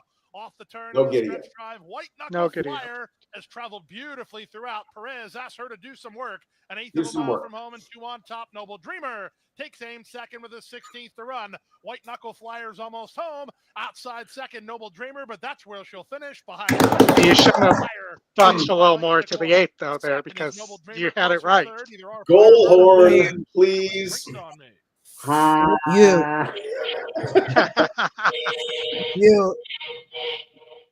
Beautiful. You should have played the exacta. That my 4 was my top pick, Mr. Miller. I mean, there's always something else you could do. I try to keep it simple. I was feeling pretty good. That's a nice pick. And still the second choice, too.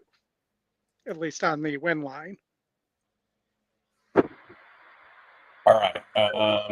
Oaklawn's going to the gate. Should we go to the stakes at Laurel? I think, well, nobody had a confidence pick there. You want to pop out to go? They're loading right now. So let's go to Laurel. All right. Let me get you up, Oldy. There you go.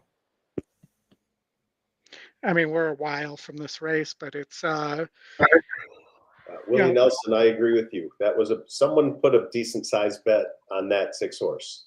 That was not, to go from whatever 2-1 to 8-5 or whatever. That's not small at the last second. No, but does that affect your odds in the double pool? Nope. No. so I do think the picks have it, the 1, 4, and 6, and I think they probably have it in the right order as well here. Though you might be able to fit the 6 in between those two for better value if you're looking at a try. Yeah, Oldie and Laurel and Aqueduct are going to go off pretty close to each other. So, you could do a few minutes here, then we can pivot over to Aqueduct as well. I think the Cigar Mile is the race up next. I don't think your 100 affect the pool there, Chris. No. But, I think Secret Thunder is a deserving favorite, beat 82 SOR last time out, which must have been a very good non-graded stakes race, because that's usually what you see as a graded stakes number. The 4 looks like it needs the lead, probably going to stop for Brittany Russell there. And then the 6, the long shot for Nixon, is going to be the one who I think is going to be running late if they go fast.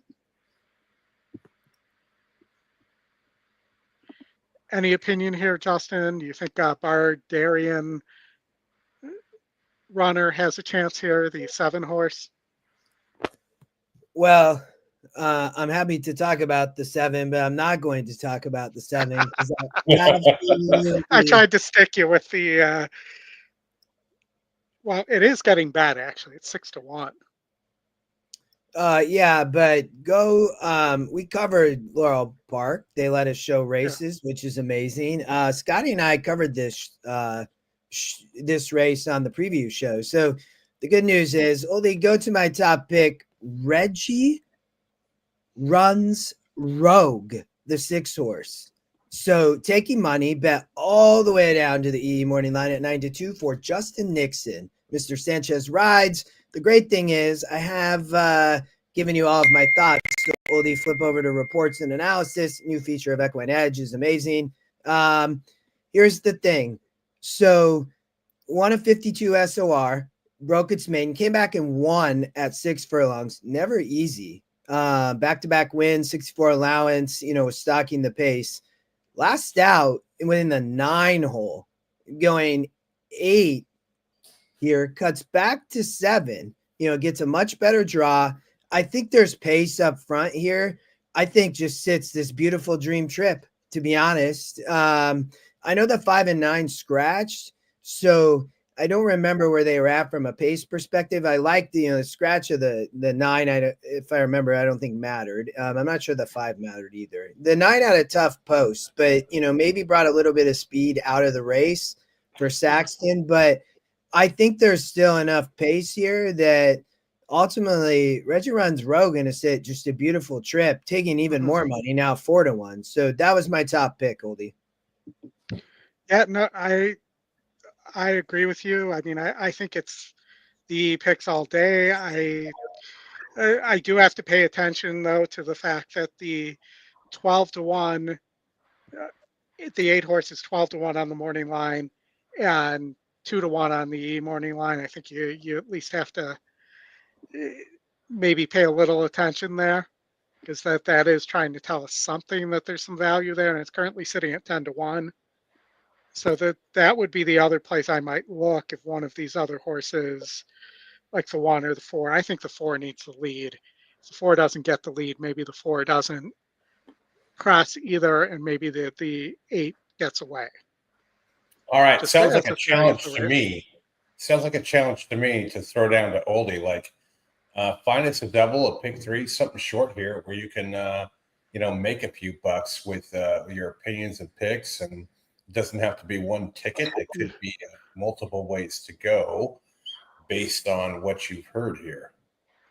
All right. Well, how about you just double to the 3 in the next, who looks like a Matt type of horse in the next race. Mhm. 50% on the win line for Brittany Russell with Toledo aboard, so you can scream "Holy Toledo" if this hits. You know, I think needs to lead. That's the only catch there. Wins the race in by 2.5 lengths. So It's not I'm with much. you, Oldy. The only caution I'll give is that the double pool at the second, and there's what? How many minutes to post? We got a little bit still. Yeah. Yeah, The double pool is small, but that 1-3 and 4-3 double, they are right now averaging 7-1 if you get them Dutched properly. So 6-1, 7-1. That might change a little bit, but that's not bad when you're looking at 6-1 on that 3 horse in the last race, essentially, feeling like you have this race locked up. Feels like a play to me. Well, while I go pick up my Kroger order at the front door, Matt, why don't you spend 90 seconds telling people what Dutch is in case they didn't know? one thing, let me add, Justin, again, there's not a lot of money in this, but Justin's picked the 6 to the 3 in the next. It's 32-1 right now. All right, so Dutched. Here's a quick rundown of the concept. You have, whether it's exactas or doubles, I mean, it's even true with win bets, but let's just take the example of 2 exactas that pay different amounts. If you like them the same, and that is the key part to this lesson. If you like the 2 combos the same and they pay differently, you simply bet different amounts on the 2 combos so that they pay the same, so that your bets and your payouts reflect your opinions. I do think people Dutch too often, generally because they think their opinions are the same, but actually, you do have one that you like more than the other. So there's nothing wrong with maybe starting from the perspective of Dutching to get to even payouts and then to reflect your actual opinions from there. But that's the idea. You're equalizing the payouts despite the fact that you're equalizing what you get back despite the fact that the payouts are different. And I did just enter, while we were sitting here, a tournament at Twin Spires. Very curious to see what happens. Give me 1 second. I will be out of this tournament in 1 race, I have a feeling. Now it'll be interesting to find out what you end up doing there. Oh, yeah, I'm long gone.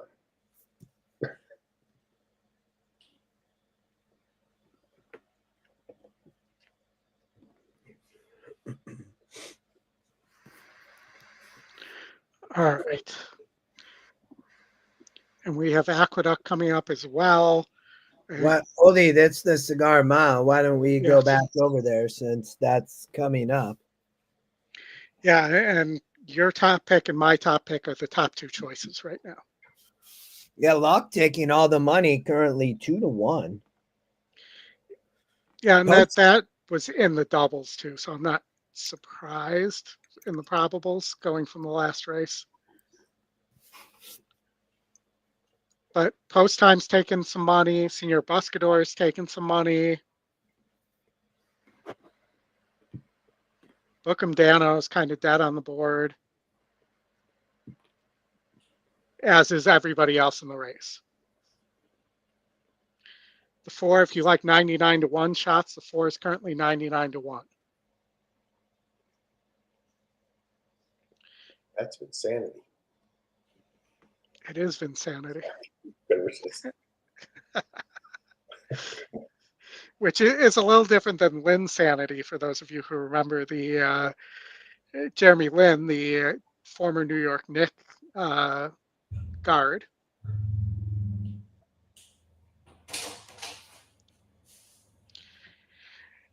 Any thoughts or interest, Justin, in the long shot here, Coastal Mission, the 10? Yeah, I talked about Coastal Mission on the preview show, but Coastal Mission have no speed, and that post is brutal, just like Post Time. Both of them have no speed out there in those posts, but I like the 10 better from that position. Senior Buscador have no speed, so the 10 from that perspective does look to be faster than the 11 and the 9 Oldie. So, and the thing about Coastal Mission as the long shot, you know, 1 is 72 and a 74 SOR. There's Coastal Mission on the screen, pretty gray. Back to back, going 8 furlongs, you know, once at Parks and then once here at the back A, and the 49er, the last grade 3. So was in the 7 post, gets a scratch, so gets to move into the 9 post. So I think with there's some speed up front, Oldie. I think you have some cheap speed up front potentially that, you know, from that perspective, Coastal Mission to me could be the one for sure to hit the board. You know, it's shown success at this level. You're getting a good price. You know, it is a long shot. So even, you know, you could, if you wanted an entertainment play, you could do that. So yeah. But I single Mulligan just because I thought, you know, more the 10 underneath from that perspective. So looks like Locke's still the favorite though. Justin, I hope you have win money on this 5 horse. 3 to 1 is pretty solid in my opinion for what this is. Yeah, no, I one thing, and I don't play as many pick 4s or pick 5s, Matt, anymore, but I always bet my single. Yes. That's the right way to go, Justin. You should always bet your singles, because if you're playing multi-race wagers, that is a good way to get caught up and make sure you do cash and not waste that in. Yeah, look, at 2 to 5, that's a little hard, but at 3 to 1, you will be cursing yourself that you bet hundreds here and didn't cash. Like that's crazy. It's too much money to get nothing out of it. I mean, there's no reason to do it at 3 to 5. All right, here we go at Aqueduct, race 9. Good luck, everybody. We're all counting on you. Yes, we are all counting on you. This is a stander up. So we have a stander upper amount of money here, Dutch to the 5 and the 7. Yeah, that's a stander upper. All right. Post time goes in. Come on, guys.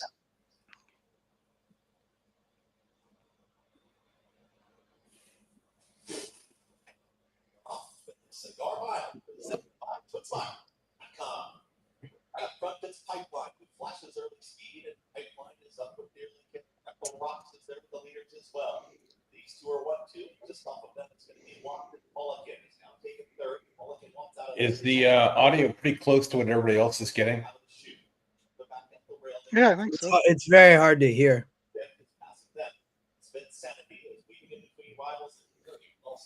Well, that's because they. Senior Buscador is somewhere in New Jersey right now. You're right. Is the trailer 22 and 4. Pumped up 24 mile, 45. That better, Justin? Unlocked. Leader, Ripple Rocks just lost some ground, was passed by Vicinity. Locked is in pursuit. Nelson, That's better. splitting rivals, is taken 5th. Coastal Mission is the gray outrider. Post Time and Book of Dano. They travel as a pair, and still far back, Senior Buscador is going to have to pass the ball. It's Pipeline in front. Then Pipeline's trying to pull off the upset. Mulligan is in full pursuit here on the outside. Come on. Nah. Mulligan in front. Come on, Mulligan. Grandstand side. Here comes locked after Mulligan. Mulligan is in front. Good call, Oldie. I was rooting for you there. It was a better price. Will win the Cigar Mile, presented by Twist. So it went. Mulligan second. The try was my pick over your pick over David's pick. All right, Matt, here you go. I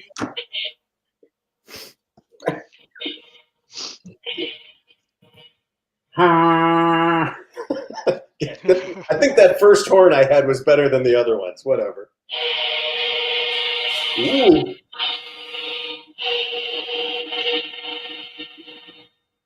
All right. By That's a the way, great. in the meantime, at Oaklawn, I hit the early pick 4 after missing the single in the early pick 5. I played back and just narrowed in a couple legs. All right, where are we at with Laurel, which is always behind? 2 minutes to go at Laurel. We'll get that one up next. I will get over to the schedule that Justin put together, and which I definitely thank him for, because it's a bunch of work to go do, and then hope all these guys don't run all over each other. It's actually, so it's been surprisingly good today. Maybe it's because we don't have Woodbine mixed in there, which always goes off at the same time as Gulfstream. Yeah, they love to fight each other. Pete and I had a great conversation about that I don't want to reveal too much. But Gulfstream puts their races out way early. That gives a lot of the other tracks an opportunity to, schedule their stuff to try and run off to each other. There is Laurel. We've got a fairgrounds race that's going to go off shortly after this. And I know that Justin had some. We'll get some time to cover it. There's definitely it was a 2-horse race, I thought. So yeah, kind of like the last at the Cigar Mile there. Luckily, I did play a try, Matt, to cover myself a little bit, so that helped. But yeah. No, but it was a good example of how you take a 2-to-1, and a 3-to-1, and if you feel you can lock up the race that way, play the race before in doubles, play the race after. You can still extract some decent value. It's really hard to do that if one of them's 1-to-2 or something crazy, but those prices weren't bad. Yeah. And we talked about that a lot, man. And I'm going to get that Breeders' Cup Series up one day, where we did all that fun stuff. I show that at the coaching classes. People love it, on how you land on things and whatnot. But the thing is, when you play approaching the gate $5 contests where you're really risking a lot of money, right? And you're trying to get a couple of lockup races, and then chaos happens like it did at the Breeders' Cup on Saturday, where that Japanese horse scratched out of the Torpedo Anna race, and you had to pivot because there was no value on Anna anymore, right? And you had yourself set up. Who was that horse in the last race you were on? Domestic product. Domestic product, yes. Mm-hmm. And I remember talking to many handicappers, clocker people, folks, I'm not going to mention their name. They're like, why would you go with that? Blah, blah, blah. I'm like, look, man, that's where he landed. Like, am I going to talk the guy that's won the BCBC before off a horse and go, hey, you've done all this thing, pivot to X. Were they on the winner? Domestic product wins. now reaching starting gate. You fly to Tampa and strangle me. Look, were they on the winner? Because if they weren't going to win the contest either. And and that horse was, whatever it was, 14-to-1. This just wasn't meant to be, but zero regrets on the play itself. Obviously, I wish I picked that horse. That tends not to be in my wheelhouse. That's not exactly my type of pick. Sacred Thunder. Possible, I suppose. But yeah, I went with the favorite. Silly me. How's that worked out for you over the last 7 years? At about 40% of Mission Artemis. All right, here we go. So you're saying there's a Executive order, chance. George Vargas Jr. up. Yeah. Good luck, everybody. Tony Eclipse is 9-5. We need Reggie Runs Rogue here.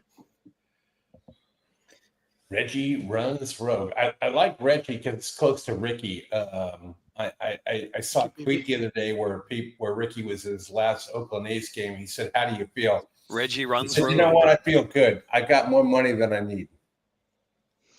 And that's a Ricky Henderson quote. That sounds like something Ricky Henderson would say. And there he is. Barbadian runner.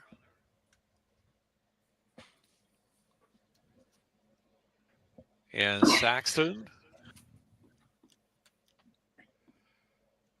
Barbadian runner.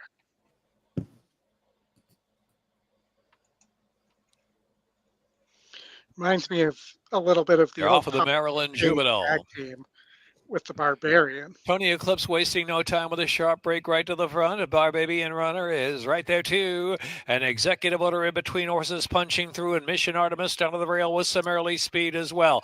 Barbadian runner broke with him and now back in fourth. Passed by Saxton now on the outside. Reggie runs rogue in between horses, bids up early and bidding now within 2 lengths of the lead. Reggie runs rogue right there in between horses, and trailing the field is Sacred Reggie Thunder. didn't get the Down the memo back stretch, that this was going to be a executive pace order meltdown. is that leader from Tony Eclipse by a half length through an opening quarter mile in 23 seconds as they head off of the far turn run now.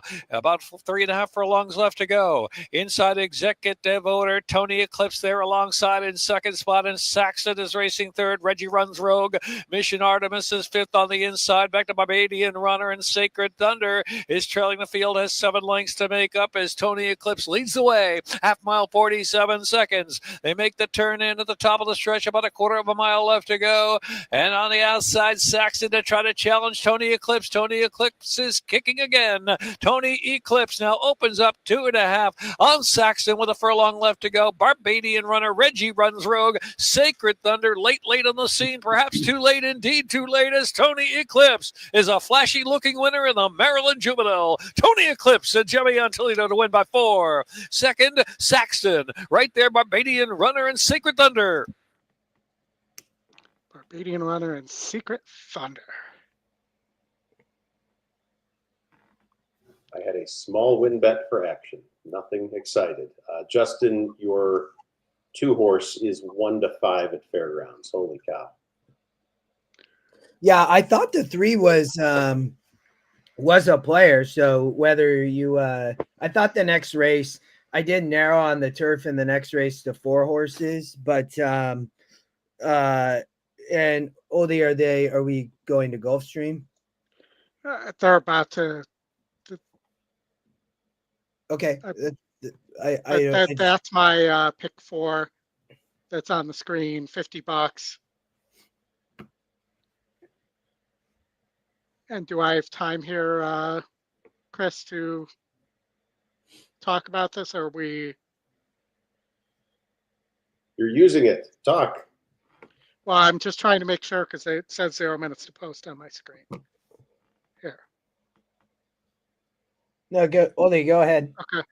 All right. So this turf race looked like a spread race to me. Yes, the 5 or the 3 could win here, but they're both similarly paced. I think this race could go pretty fast as well, and there's no real closers here. So I thought this could be pretty wide open. The 2, the long shot, is a big GSR here for Brandon Walsh, and has been close a couple times here. But probably the 5 and the 3 are your 2 most likelies. You have the Chad Brown, who you're getting 2 to 1 on, which is kind of value there. And then as well, I use the 8 for Mike Maker with Zaya aboard, who again, similar pace and similar results of just missing a bunch of times here. And then I'm singled to the 2 Rolando, top pace on the dirt at Gulfstream, to the inside, dangerous most of the time, just missed against 64s here. Does not have any of those horses that beat it here, other than the 7 ran similarly. And then I'm spread in this what I think is a wide open synthetic race, including I have the top pace horse here.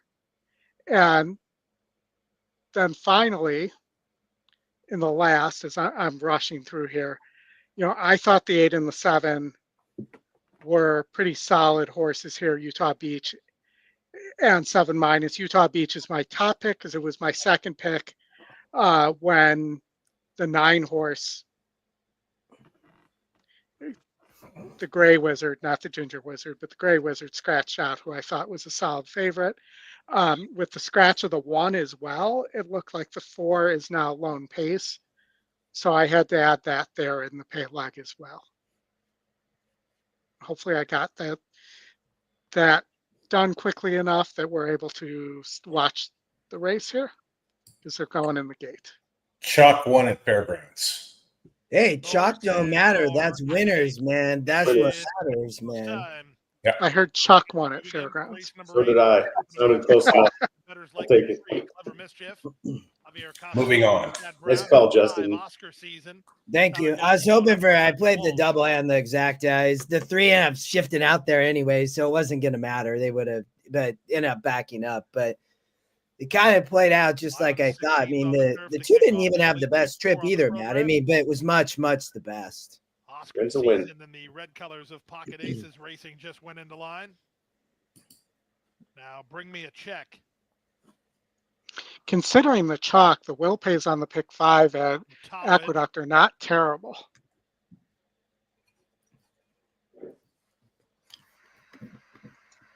Fredo. And combined with the $10,000 worth of hidden splits, Waiting for that Speedrunner between and Born Spires Flashy. and NYRA bats, I'm also alive to. They're really not bad.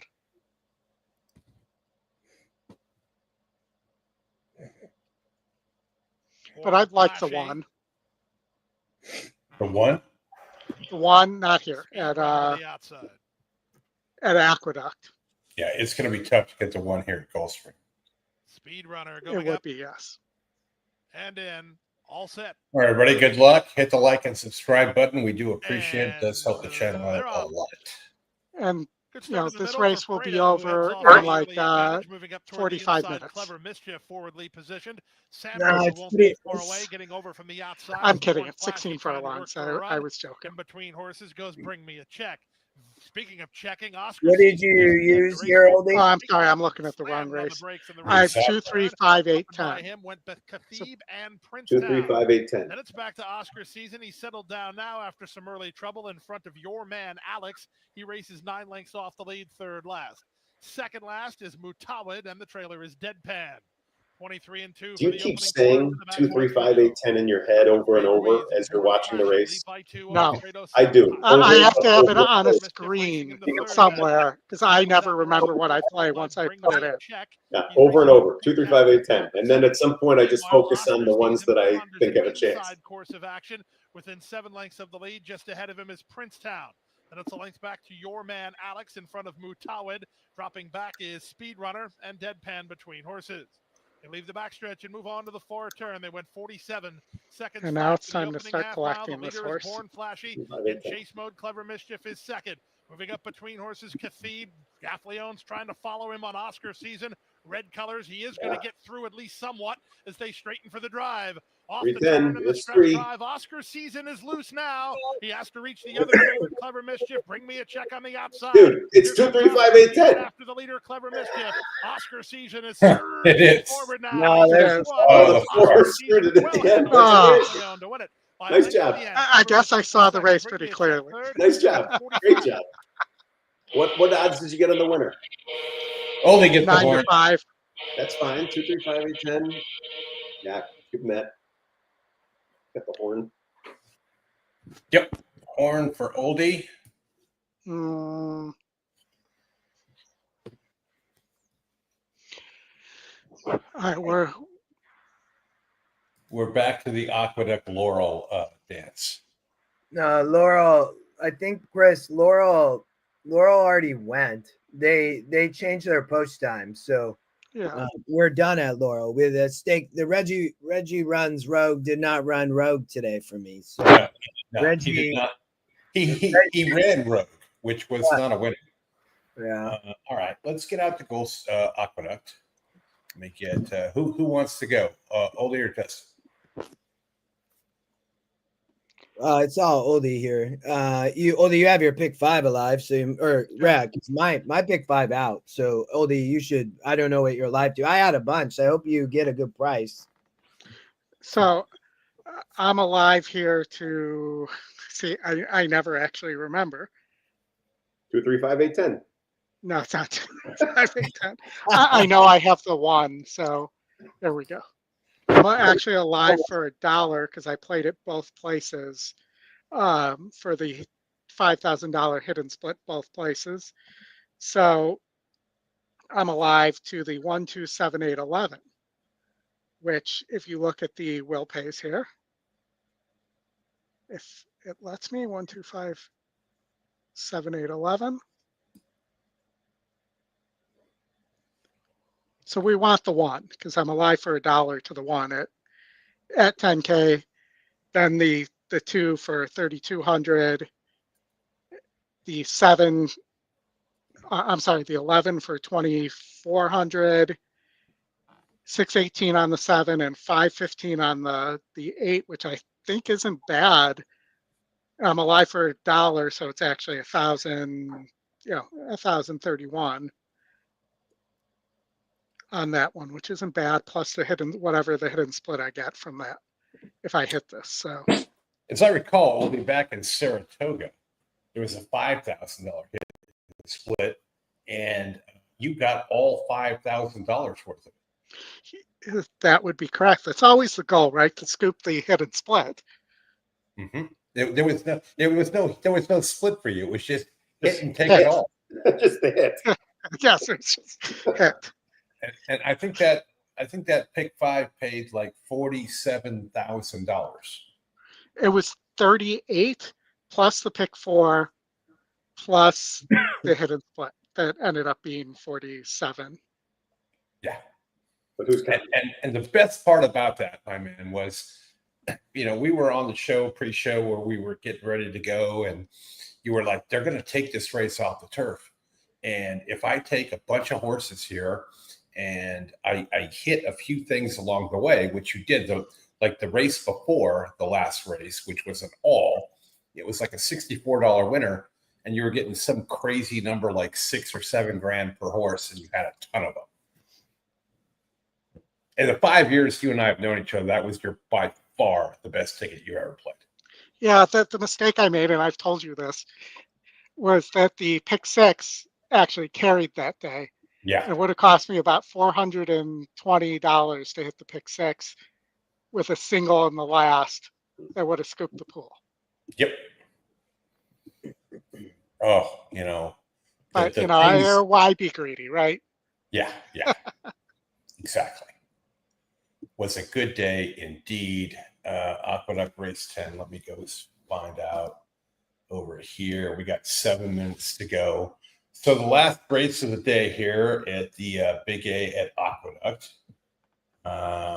You guys got any, crazy tries, supers, something silly? Well, you got people in the chat with Brad and W. Allen that are alive. So W. Allen Hancock's alive to the pick 4. I'm assuming those are 4 horses and not a dollar amount. And I know Brad's alive in the double. Mm-hmm. I think a couple others of us are alive in the double. So, yeah, what did Brad have? The 5, 7, 8. If my memory's right, I have the 7, 8. And the 8's another one of these top win, top Scotty combos that wins more than 30% of the time. There was value between the morning line and E morning line at the time I wrote this, but currently at 9 to 5 is actually below the E morning line. I did think, and I'm going to repeat what I said earlier, I think there's a lot of speed here. And I think that could bring somebody like the 2 into this race, or at least into the money. Are you talking Keanu Reeves, Sandra Bullock speed? Yes, where if the horses slow down below 60 miles per hour or 55 miles per hour, well, no, we won't go there. But the gate blows up. Yes. I don't think any of these horses could go that fast. But somebody like Reynolds Channel, Treaty Obligation is getting Pratt for Linda here, so that's one place where I'm a little exposed. But I think that horse really needs to be on the lead. It's really only rated against Much Easier and beaten Much Easier. This is a big step up. I believe I had a note that's not here about how I didn't understand the step up, but the long shot, I thought, as well, I know there's a couple people, Brad and Alan, who are alive to this horse. I didn't like the layoff lines on this horse, and I also didn't like the switch to Chad Summers from Brad Cox. No, but let me interject for a second, Oldie. I will say, as I'm sitting here looking at payoffs and will pays and whatnot, as happy as I am with the 7 and the 8, the one that I wish I had is the 5. The 5 has caught an unusual amount of action relative to its morning line in all these different pick bets. So someone's been playing it. Well, it's the long shot, Matt. I mean, if you look, I mean, I get the Cox Summers comment. I mean, you obviously would like your horse probably with Brad Cox, but I mean, ran second first time out in the mud, and then I mean the horse is bred well, and then at 28% wins as the favorite in the 10 hole, and then was on the rail last out. So, I mean, it had some troubled trip, Oldie. I mean, so, and then it's dropping an SOR technically here. So this horse is lightly raced. 100% could improve here, in my opinion. Well, I'm betting a cut. It's frankly in the exactas, it's pretty juicy still, and so a couple exactas, 5-7, 5-8, aren't going to cost me much. And Brad, for what it's worth, knowing that you are the 3 you have, the 4 was bet the same as the 5 in the multi-race bets, but its morning line was lower, so I'm not as spooked by that. It's the 5 that got more than it should have, in my opinion. And I think that if you're looking for, I just think this is going to play from a pace scenario better to the 6 than the 5. Here, and the 6 is 2 of 4 at the distance. So that's where I'm going to hedge.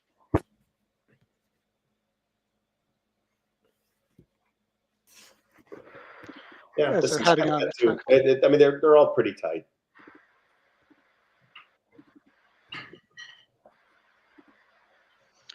Treaty. Oh, Fran did that pick 3. Nice job.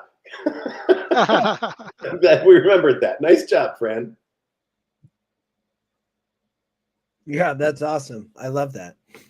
3 of the 5, 7. And I do think so. I mentioned that this Linda claimed this horse off Brad Cox.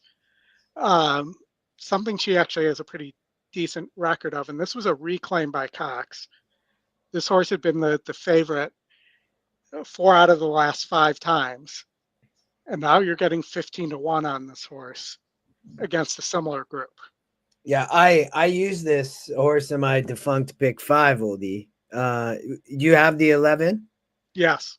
Yeah, for sure. I mean, and Lascano rides and he hits at prices, man. So it is a tough race. I really thought it was. We have 1 minute to post. I'm gonna leave you do Chris. Oh, Chris be back in a minute, but I'm gonna run the restroom. I'll be right back.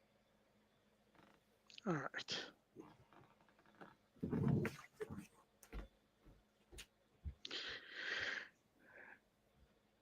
So Matt, any exactas you're playing here? Only the one I mentioned. So I'm relatively even to the 7 and the 8 in decent sized doubles. Mm-hmm. So I just did exactas 5-7, 5-8, basically to break me even. It's not that I really like that all of the sudden, but it does feel like a pretty cheap way to cover myself to get out for nothing. So, and I'm not giving away too much of my profits. Again, the odds were pretty decent. So no, I'm just, I won't be thinking about that 5 at all. It's just 7 or 8 would be great. It would be a nice, this has been a pretty good Aqueduct day.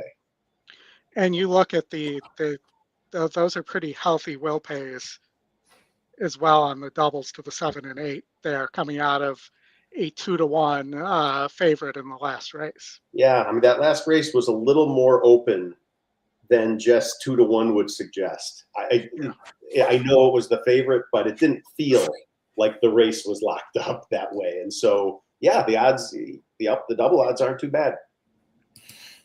Yeah, so we're not going to do a Hong Kong show tonight, but you should go to Contest Jockey. It's contestjockey.com, right, Matt? Yeah.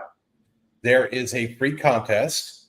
It is there's a cash prize for this tonight at Hong Kong. I don't think it's Shot 10. A free contest. Go read the rules. Matt, you want to give like a 90-second thing on Contest Jockey? Yeah, and it's a buddy of mine. It's two buddies of mine that really started it and programmed the thing. They've actually been running a whole bunch of private games for a while, getting the thing perfected. It is essentially a new contest platform.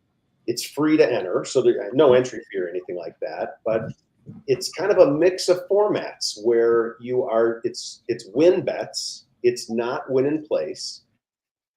It's live money, but it's mythical money. So they start you out with like 260 fake dollars.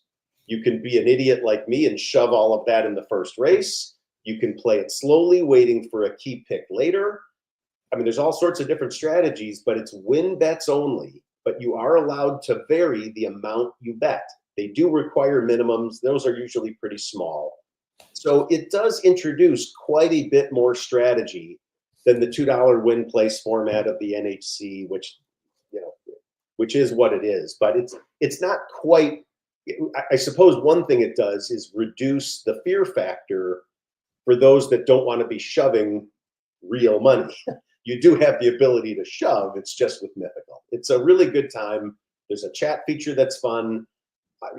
I'm not paid to promote it. I legit enjoy it, and yeah, it's a good time. So Dave Duncan, I don't know if you're still on. I saw that you just saw that on Twitter the other day. It's completely worth checking out, and they get hundreds of people for these free contests, and they're pretty competitive. It's a good time. You actually paid to promote it with the book. Yeah, I did. I wanted to be supportive of the guy and said, look, if giving away some books helps you, let me just send you a couple boxes. Having some promotion out there for me doesn't hurt. I guess lucky for me, he hasn't picked up too many new sponsors yet. Well, and the one not winning, because the jockey just took a tumble. Yeah, the one is running alone. Oldy, I'm not sure the one had a shot, man. Well, it's carrying 120 pounds less, but not running well.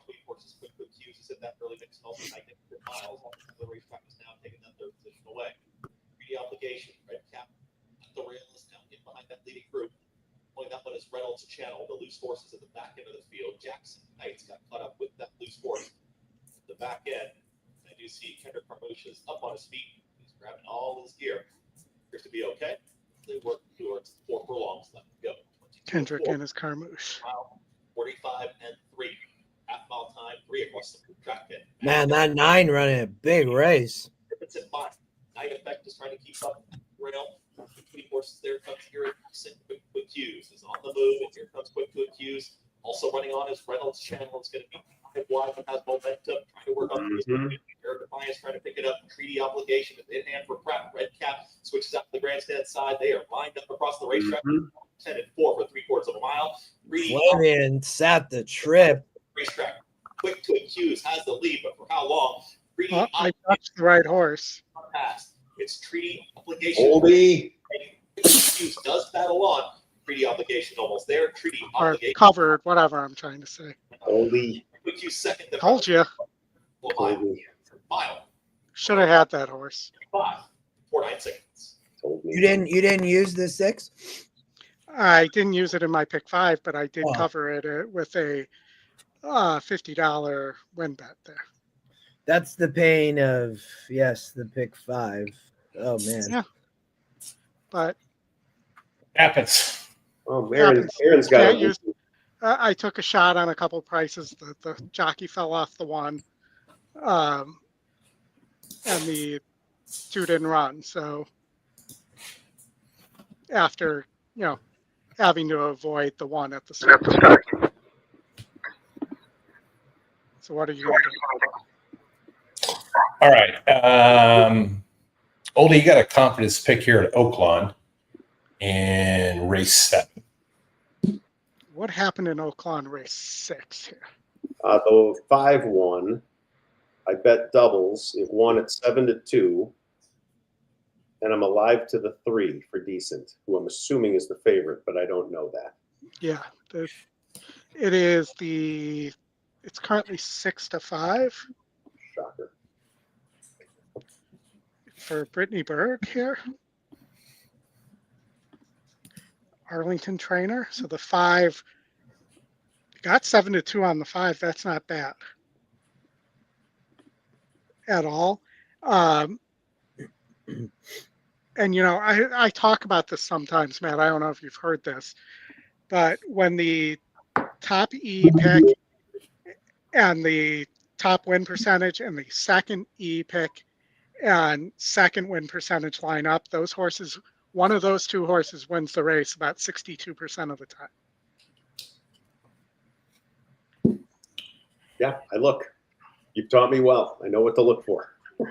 Yeah, so I mean, but the win percentage, that one's like 57%. I mean, it's amazing the correlations you guys got going.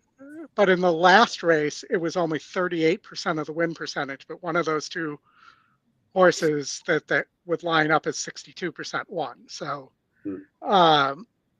like a salt shaker here, I believe is my confidence pick, if I'm correct there, Chris, without me being able to look at the same time as I have the screen going here. You are. And then if I were to play a pick 4 here, and I'm going to knock that 5 out here, I would play it like that for $15.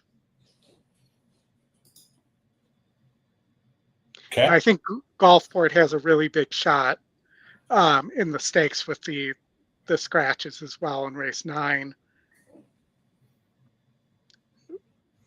I just think that this horse is better than anything that's left here, and the ability to rate here as well. You know that this horse could sit a perfect trip right behind those 3 that are gonna right behind Happy Choice, Durante, and Gulfstream Way. All right. Right before that, Oldy, if you want to pivot over to Fairgrounds, race number 6, we do have a maiden special weight on the turf here. I know folks like turf. Kenny McPeak with a 7-5 favorite here. My racehorse. Fantastic. They're going to take a bunch of money. I'm taking the 6. I don't need to see a single other thing.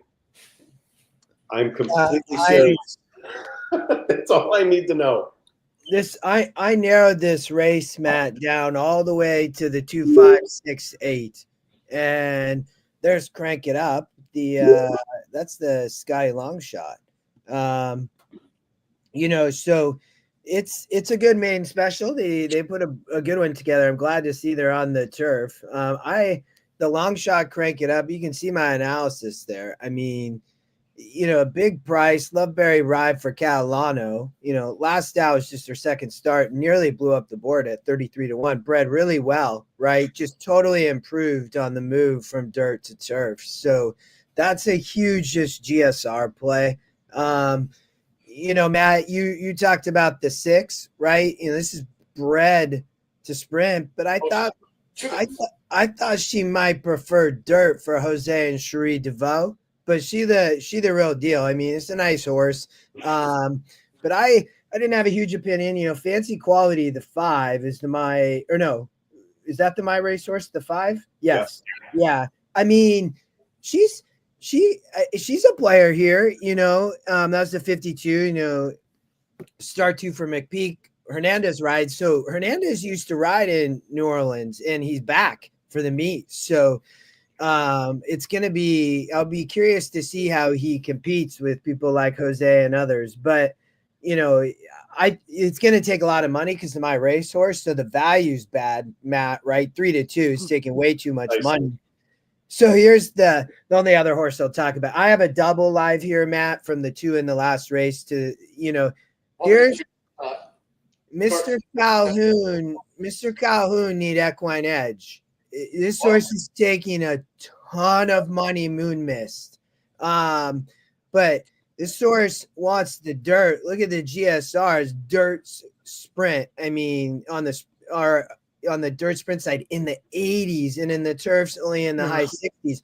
But Moon Mist, Oldy, has definitely looks to be fit, man. I mean, he has this horse ready. It's just a steady string of works. There's all types of nice works. You know, back here looks to be probably ready, taking a ton of money. But he wants gonna want the dirt over the turf, in my opinion. So, top Scotty pick, Matt, with the 6 is for sure worth a shot, but I didn't have preference on, those were the 4 horses I narrowed to, though. I don't know if you're watching the track feed, but the water truck has the light beer from Miller logo on it. And I'm wondering if they water the track with light beer from Miller. I don't know. People falling down on purpose. Can I put in a request that we refer to her as Belle Biv Cherie DeVoe? Sure. Why not? I wonder if she would appreciate that. But East Coast family. I told my girlfriend last night, I'm like, oh, since I'm going to cover this fairgrounds meet, I'm like, I think we should go to New Orleans and go visit. And she was like, really? I'm like, uh-huh. So I've been there a few times. It's a good spot. Get a press pass. What'd you say? Oh, I know. Yeah. They'll love that. And get the audio video one. They'll love it even more. The second time I was ever there, I had a horse running at Emerald Downs. It was the first horse I ever bought into. And Matt, I've owned 3 horses through syndicates here at Emerald. And she was so pretty. Her name was Frosting on the Cake. She'd been training lights out, looked like California Chrome. She ended up, you only win in 1 race, but she only raced about 5 times. She got her win. She didn't want to be a racehorse and became a show horse, but she was so beautiful. But I watched her first race at Fairgrounds when I was there. It was awesome. Nice. Here we go. Going to the gate. Good luck, everybody. 2-1 Polyrhythmic. 9-2 Gomez. Marcelino Pedrosa Jr. Soon. Polyrhythmic both here for Cherie DeVoe. Can't believe the 6 isn't the favorite. Exactly 1 hour left with you folks. We're going to end with Gulfstream Park Race 11, the $120,000 each Alan Jerkins handicap. Alan and his Jerkins. Scott Free, I went there once a long time ago as well, and I don't want to go running back. It's better on TV. Stand by. Yeah. One more. The fairgrounds track. Yeah, it's not. It's very old. Looks nice on TV, and it's old. I mean, it is very old. I agree with you. Well, here we go into the trees.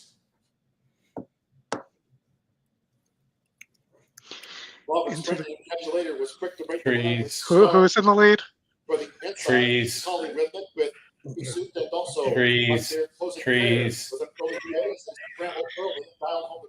Mr. Jose in the lead, Matt. Look at that 8. That 8 got a lot of horse. Yeah, but super wide. Running a lot of extra distance. Yeah, Oldy, turf course at New Orleans, man. I told you this horse would be the favorite. The back half of the field as they round the far turn along with Crank It Up, Dial Home in Traffic Still. It's Polyrhythmic. So Polyrhythmic leads as they straighten away from Moon Mist to the inside as Isu on the outside. Star Innings has the white cap. Dial Home now angled out. 8's done. Closing prayer. Yeah, 6. Come on, baby, get up. It's last. It's Polyrhythmic. With Jose Ortiz. 8's going to end up finishing last. Much the best, Mr. Matt Miller. Much the best. It is Polyrhythmic. And second asking, Polyrhythmic Sharp won by 7. Second. Good call, man. I don't know how many times today, Matt, but here you go. Keep it rolling. All right, my single at Gulfstream, Rolando. Ended up being the favorite. 6-5 took all the money. I warned you all what I was doing. He did. The minute I saw that 5 horse, I said, no chance. All right, let me get Gulfstream ready to roll for us here. They're just getting out on the track. They're back to their post-dragging days. Yeah. Well, they have to drag into Woodbine. And It's if you also look at 0 at the minutes pool of post. size at fairgrounds, right? This isn't a flex on my part. I wasn't kidding. I did make the difference. At these smaller tracks, someone betting some real dollars can actually. So I wasn't kidding. I knew that horse was going to end up being the favorite just based on pool size and how these things finish up. Mm-hmm.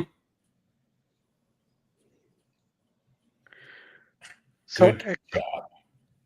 Gulfstream, Rolando is exactly the morning line right now at 3-2. Yep, and we're getting to the gate. Let me get that up here. 5-2 on Paradise City. Micah Husbands rides there. 14 Safi.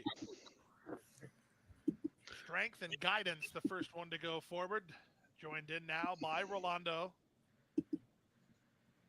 Rolando. That's your single, Oldie. What number? Purple colors The of 2. Cool Intentions. Good luck, man. Riding assignment for Jorge Delgado. And we're all counting on me. He has 2 in the race. The other is Noble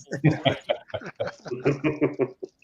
Paradise City and Back 'em Up, the last 2 to go in. C2 Racing colors worn by Micah Husbands on the Paradise City. All right, we got a little bit of gap here until the next race. So maybe we'll get into the discussion part of the program.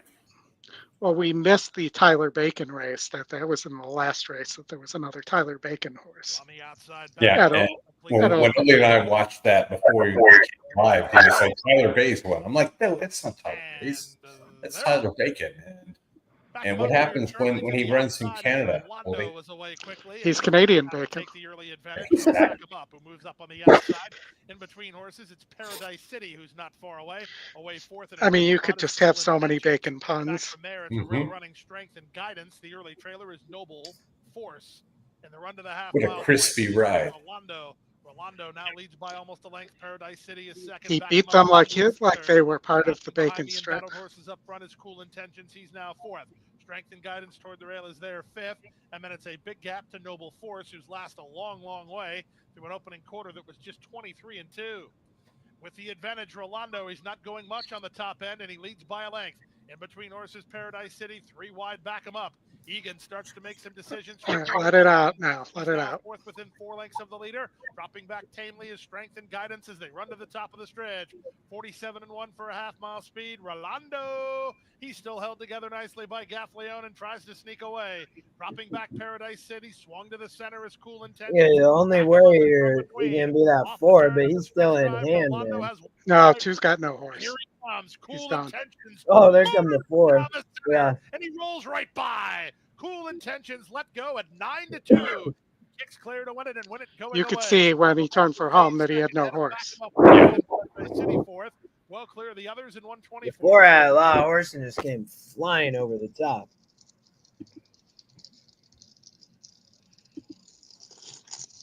You guys have a play at Oaklawn that like a salt shaker? Wasn't one of you on that one? Yeah, I am. That's coming up. Okay. We'll cover that. Like in 0 minutes.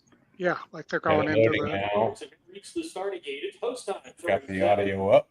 Oldie, if you'll pivot over there. Shaker goes in and have party to post position number 4. I care medium. I'm wide awake. Who's 5 will be dead.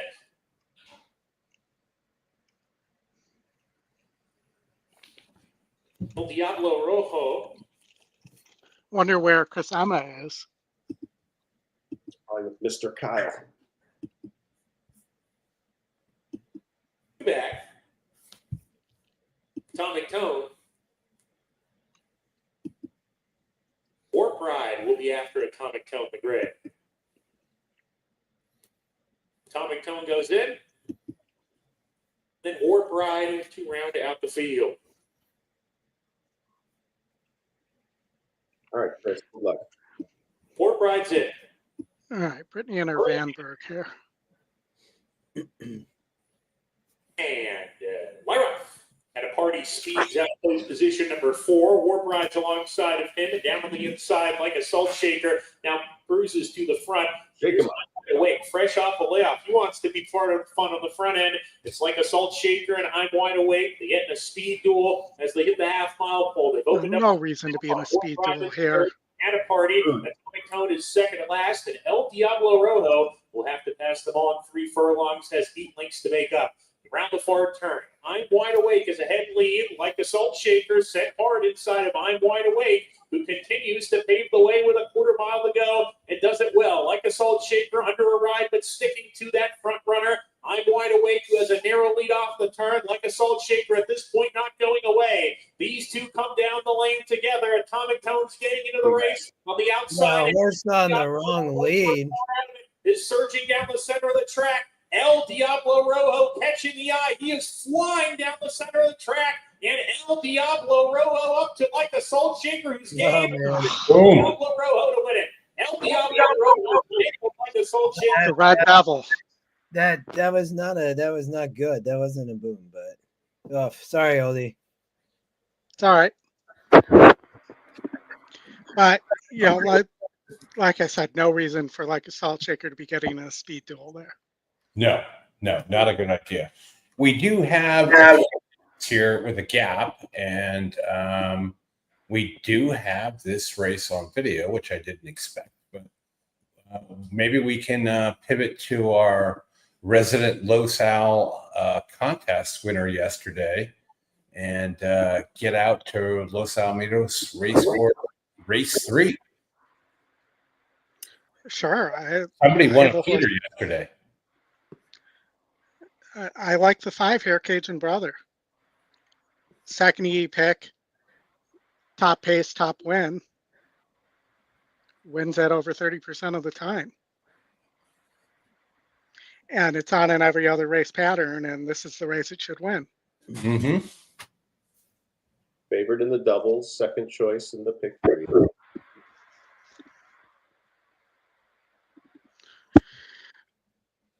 Okay. What do you got here? A feeder winner yesterday, making minimum show bets. Yeah, maybe that's worth talking about for just a quick second. Those tournaments on Twin Spires are pretty good. They're not overrun. There aren't millions of people with every single combination and horse covered. The price point is a little bit more reasonable than some of the other places, and they give you a great opportunity to practice all the normal contest strategies that work in all the other contests. And so the one I did yesterday, I took my swing early, 2 all-in bets early. I think actually I chose to do exactas instead of doubles just because it looked like a good lockup spot where I sent 1 in one direction, 1 in the other. One of them hit for, I think it was a $75 bet that hit for $475. And rather, I had 4 minimums yet to go. I just felt like that total had a chance of standing up. And so rather than just give away $40 on those minimums, trying to hit other crazy shit, I just played show bets, trying to preserve my capital. I think the $40 turned into, I don't know, 54, 55, something meaningless like that. But it ended up making a difference. Those, the odds at the end, 1 point in the other direction could have meant second for me instead of first. So it was just an interesting way that the format played out, where it was a big hit followed by coasting. And anybody that you could see the plays online. If you click on the player's name, you can see what they're doing. You could have seen from a mile away that this guy in first was just coasting. And so it was an open invitation to everybody else, come and get me. All right, I got lucky. There weren't a lot of people in the contest. The one guy that came super close to coming and getting me just missed, and it was really odds-based. But those are good contests and very fun. And what was that a feeder into? That one actually wasn't a feeder. That was an unusual one. They just added $1,000 to the pool. And so it was the standard, I don't know what it is, whatever percentage of the prize pool the winner takes. I got that, but it wasn't a large tournament. So that didn't really add up to a lot of money. It was just the free $1,000 that when you add that to a $400 exacta, okay, that's a nice odds boost on an exacta like that. Well, yeah, and like you said, it's good practice, right? Keeps you in the mental game of how to do these things and makes things all right. So yeah, it's a good platform. They've worked out a couple kinks. They've worked them out consistently in the players' favor based on what I've seen. Management, my sense, is really wants to make this successful. So I've had nothing but nice things to say, and that's the company that killed Arlington. So obviously, I'm sincere. Darren Zacali runs that. He did a show with Scotty, and I know you pointed out some things to him. They took care of you. Yeah. Great customer service. 9-5 for number 5, Cajun really Brother. 2-1, number 4, My Summer Dream. All right, Oldie, I'm with you on your 5. I played a 4-5-7. I'm on the 7. The starter can give himself a pat on the back. He caught them in a played perfect a 4-5-7, line. We're going to have a good time looking for the 5-7-5 lead match by Cajun Brother. Cane Creek Road is going fast down the outside. My Summer Dream running 4th. Give me the loot towards the inside and back towards the tail of the field. Chasing Money out very wide on the track. Now, Give me the loot's been pulled out of the race. They have 3.5 furlongs to go. Cajun Brother in front of next to Cane Creek Road. Red King is a length and a half back on the inside of We're Gonna Have a Good Time. My Summer Dream is 3 wide. Chasing Money 4 wide as they reach the top of the stretch where Cajun Brother is tackled by Cane Creek Road. Great King with plenty of room on the inside is about a length and a half off the 2 leaders. We're Gonna Have a Good Time as the grey. Chasing Money is down the outskirts, 3 off the front. At the 8th pole, get out with his nose in front of Cajun Brother, who's battling back tenaciously. Chasing Money, gunning them both down. Then We're Gonna Have a Good Time. Cajun Brother, Cane Creek Road, and Chasing Money. They hit the line. Cajun Brother, and next to Cane Creek Road with the neck Chasing Money. Then We're Gonna Have a Good Time. Nice, Oldie, nice. Sometimes it's that easy. 2 horns. The metrics just lined up. We're making some money today. Oh my goodness. Yeah. Give Matt the loot. Yeah. 5 is first. Cajun Brother is the unofficial winner, defeating 6. Always nice when you pivot to an obscure track and just nail a winner. Right? Gotta love it. Okay. And sometimes I'm just as guilty of not listening to myself anyways, but the metrics are the metrics. Mm-hmm. They don't care who the horse is that's running. They don't care who the jockey is. And I'll say that to Parker if he's listening. He's at the OTB yelling at the jockeys. All right, we've got 3 races coming up here. Fairgrounds race 7, Oaklawn race 8, and Gulfstream race 10, all going off within a few minutes. So, we should have covered them though, but where are we going? Well, we got 15 minutes to cover all of them. So let's go to Fairgrounds race 7 first, and then we'll do Gulfstream and Oaklawn, and kind of go from there, and we'll wrap it up with the stakes race at Gulfstream in about 45 minutes. Justin, we got the exact same metric in this next race at Fairgrounds, except for the horses 1 to 2 here. Oldie, please tell me you like the horse that I've already bet. Is it Maycox Bay? Yes. Okay, good. That was the horse I chose in my double with that 6 in the last race. The anti my racehorse pick. So, okay, 1 to 2 is always good when you're already locked in. So, Justin, tell me what you liked here. What do you mean? Like, what did you have a pick other than Maycox Bay here? You can see my notes there. He, sorry. It's a good allowance optional claim. It's the feature of the day. Ben Curtis rides, a good Dolphin homebred coming off a year layoff essentially, right? But goes to 2 churns. First off the layoff, Mike Stidham. I mean, he hits off the layoff. I mean, it all makes sense. It's an EquinEdge horse to watch. You know, so it, you know, he gets Curtis. I mean, he uses Curtis. Ben Curtis been having, you know, his only hits at 12%, but it hits better with Stidham. So I think Maycox Bay is a player, Oldy. I was looking here. What are we? Fairgrounds race 7. I had the 6 on top, unified. No, not the 6. I think the 5. Yeah, I had the 5 on top. But I didn't have huge preference on others, Oldies. So I could talk about the others. I looked at a bunch of these horses. It's a good group, to be honest. But did you have a preference here? Yeah, so I just thought based on the metrics, I didn't handicap. I'm just looking at the metrics that Maycox Bay should win this race. Surprised Godolphin didn't give this horse to Brad Cox, because then we could refer to it as Brad Cox Bay. But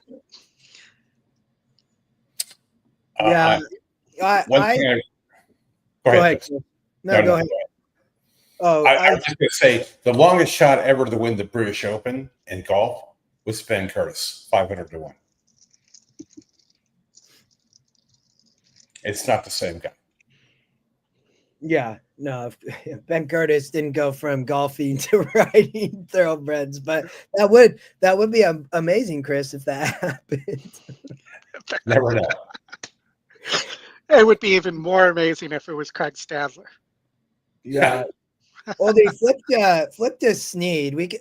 This is a good race. I mean, they didn't have a stakes today, so we didn't cover anything here at on the preview show. But this would have been, you know, they have. I think next weekend they have a really good card. But I mean, on the one, Oldie, you know, it's Brennan Wall, Gareth Loveberry rides. You know him better than I do. You know, but in the inside, gonna be just fine. I mean, won here at 8.5 last year, so. At 8.5, Matt, right? They got this insanely long stretch, man. It's the longest right in the country, like 1,372 feet or something. I'm not sure if I'm perfect, but I was trying to remember. But it is very long, you know. But traditionally, what I've seen is speed can hold, but this, you know, there is some speed up front. I think the one does have a shot. It is Stop Scotty Pick, you know, and comes off the layoff, third off the layoff, was facing much tougher. So this is a drop in strength of race. And, you know, it's a pretty big drop. You know, so when you look last out, like just lots of trouble at Keeneland. I mean, didn't run, was the step slow at the, you know, the one has troubles and has issues. So that's my final comment on Snead. You know, gate issues, all types of issues. Is if you don't like to play with that, like, watch out. But if Snead break and everything, gonna, you know, be a player. But there's potential red flags, I would say. All right, so let's give our friend Willie something better than just a 1 to 2 shot or a 3 to 5, and taking what you just said, Justin, with the one not being super reliable. Maybe this is a cold punch exacta 5-4 at 7 to 1, and you back it up with a trifecta 5-1-4 in case that one figures its shit out and beats the 4 for second. So again, it's just a different way to play it, but you're taking the 2 most likely horses for second, and you're picking the one of them that you think has the best chance, and you're backing it up with the trifecta if it goes the other way. So, I mean, it could be a cheap way to bet. You could scale that up any way you want to, but at these prices, 7 to 1 for the more reliable of the 2 exactas sounds pretty good to me. The only horse, Oldy, go back to the. I'm trying to. I might have actually. I'm looking at my notes, and the horse that maybe I did put Unified Dreams on top. I was looking back, and that's what I put in the spreadsheet. But you can see my notes there, Oldie. I mean, had one at Fairgrounds last winter, and I've been watching this. These horses that, Oldie, if you go back, I mean, it ran well at Fairgrounds, didn't win, Right. but ran well last year in February in a 62.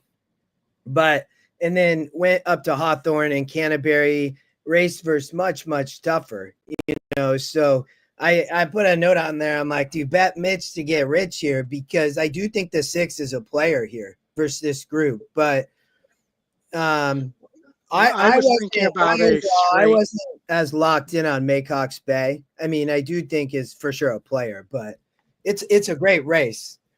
You're getting 29-1 on the 5-6 exacta. Yeah, I mean, I for sure would if whether it's exact or try like that, you're getting a great price. Like I'm all over that because I was looking at the 6 like maybe not to win, but I could see this horse finishing second.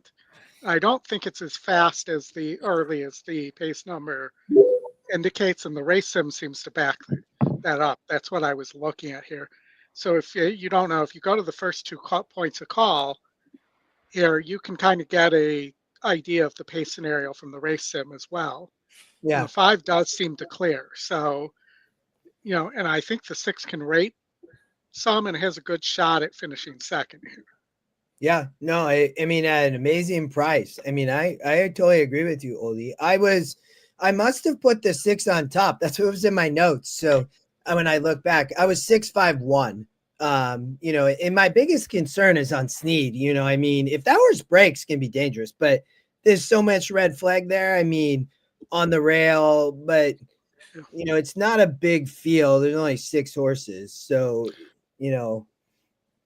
And not to be critical of a trainer who knows way more than I do about what they're doing, but when you have a horse that has issues breaking, wouldn't you want to do some gate works? I don't know. I mean, well, I mean, I don't know. I don't train I horses. don't know. It seems like common sense to me, but I don't train horses. You're right. Yeah. It's probably a good thing that you don't train horses, but but still a young horse, I mean, would be my comment on Snead. I mean, 3-year-old colt. I mean, there's a lot going on there as a colt too. Maybe they need to gelt this horse. I don't know. You know what I mean? Like, I mean, I know they're a handful. I mean, when you look at the PPs, Oldie there in handy view, there's all types of trouble. Step, slow rally, awkward start, in tight, in the 7 pack. I mean, it's just brutal trips, but it isn't much. I mean, has been in 7, 9, 10 horse fields. There's only 6 horses. So maybe he doesn't have as much trouble today. I don't know. We'll see. Well, you will have Gulfstream also going off shortly after this fairgrounds. Well, let's go to Gulfstream then. And Matt, anything else on your perspective there? No, I think you guys covered it. And okay, we gave out some ideas for how to play it, but it's a tough race. Yeah, I didn't like the double there late, Matt. Like I thought that last race, I didn't even have like a really strong opinion. So no, I mean, I'm kind of liking the 5-4 exacta, that 5-1-4 try. I have no problem doing the exact thing with the 6 that I'm doing with the 4, given how solid all these odds are. Yeah. So okay, I'm hoping this just doesn't come in. I want the 7 to be nowhere, and 5-1 would be disappointing. Those tries are going to pay like shit, but at least he'll probably get out even. All right, Oldie, Gulfstream Park race 10 on the synthetic, 8.3 furlongs. Yeah, and this race looks wide open on paper, which is not where you should be doing your racing. But I think the 11 Lucky Curlin might, big drop, cutting back in distance, going to synthetic. GSR supports it, has a win against better on synthetic here at Gulfstream in 2020 at the end of 2023. Top E-pick, top win percentage, top GSR, top SOR. This seems like the play. Wins the race sim. You're getting 3-1 here too. and there's enough speed that I don't think the 3 Chaplin can hang on here.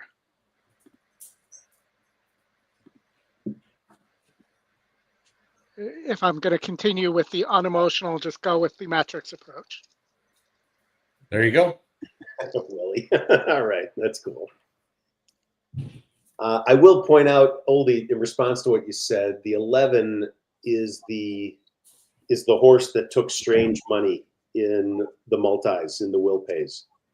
The 11 is actually favored decently over the 1 in both the pick 3 and in the double. So I'm always, anytime you have a 5-1 favored over a 7-2, so that's on, someone had to do that. Yes. So at a minimum, at least a couple races ago, someone had their eye on this 11. I don't know if that's enough to get me there. For me, the race is kind of a pass, probably. I really want that fairgrounds race to hit, but this 11 is spooking me from a board standpoint. Well, I would say also, and this spooked me this morning too on this, that Castellano is only 9% with D'Angelo.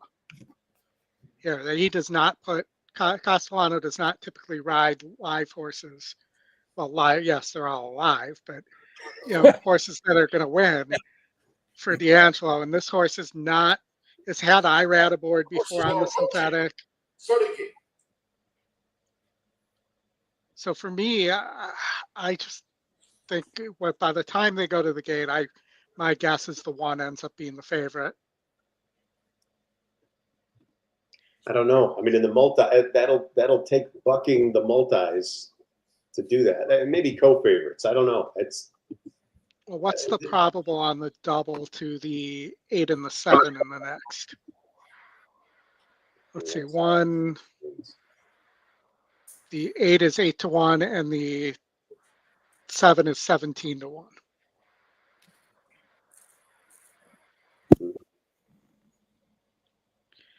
So yeah, I mean, this is the kind of race. I mean, I see Scott's question, what's the angle?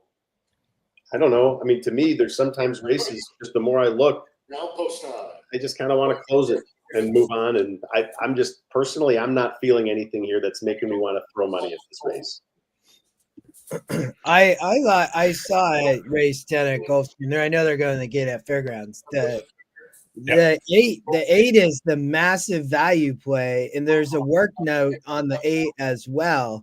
So 6-1 on the E morning line. If you want some action, just play win, play, show on the 8 and have fun and watch the race. But if you don't but I thought was the tough race. I narrowed it down to the 1, 8, 11.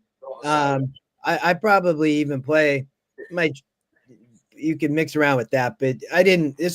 I don't like the speed on the Takita at Gulfstream. Usually 2 churn. We're off at Fairgrounds. Early bid with Javi Torres. It's small. A long odds front runner. Small in front of Macon Spain and the Royal Blue who follows. As these leaders go to the back. Steve is the ground saving 3rd. Pro Baby running in 4th in the 3 path. Then on the outside, Cascade Cruiser and Unified Team. I can't tell who's winning. Field just being led by Unsmall. So Unsmall slows them up. Unsmall dictates terms by 3. Yeah, I win 24-2. Close in tow to Unsmall, who leads them to a half One mile. took a big bet on the end. Look at that. Ground saving 3rd. On the 6-5. Unified Dreams and Yeah. Cruiser out trails the sextet. It's Unsmall at 28-1. Takes them to an opening quarter at 24.57 seconds. Small past the half mile pole. Macon Spain remains in close proximity to the pace. Still being set by Unsmall solo. Sneed is running in 3rd. Pro Baby Unified Dreams and Cascade Cruiser is last. It's Unsmall, but now with 3 furlongs left. Small clocked the half mile in just over 49 seconds. Macon Bay has been right there poised for Van Curtis as Macon Bay now runs at Unsmall. And Chrome Baby's in the 3 path. Sneed streams away toward the rail. Unified Dreams and Cascade Cruiser into the stretch. 3 quarters at 1-13. White 62 seconds. Van Curtis, Macon Bay leads the way. Look at Sneed up the rail. Sneed is now 2nd. On the outside is Yeah. battling Unsmall for 3rd. But it's Macon Bay and Curtis for Mike Stidham on the Dolphin win. Cox favored by 2. Sneed. There you go, Matt. Boom.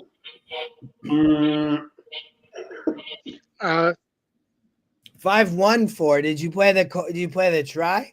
I just played the exacta, but man, Oh, wait. Say that again. did you play the try? Who came in second? The one. one. Oh, beautiful. I was just looking at the win. I have the try as well. Fantastic. Yeah, I mean, because it came 5-1-4. Yeah. Yeah. Nice, man. Sorry for everyone else who has that trifecta because it's going to pay like shit. Yeah, I know. See, you come out here and then like you had a cold bet like that. Oh my God. How much of the pool did you have? 200 times. So this will, oh boy. That's The okay. Harvey Specter of horse racing. Now we have Gulfstream. So What's up, I Mike? love the price. This price on the 8's amazing. 19-1. These are the best, man. This is Chris's favorite surface, though. Oh yeah, love it. That's why I love it. That's the best part. Yeah. So that was the double with the My Racehorse and anti-bet.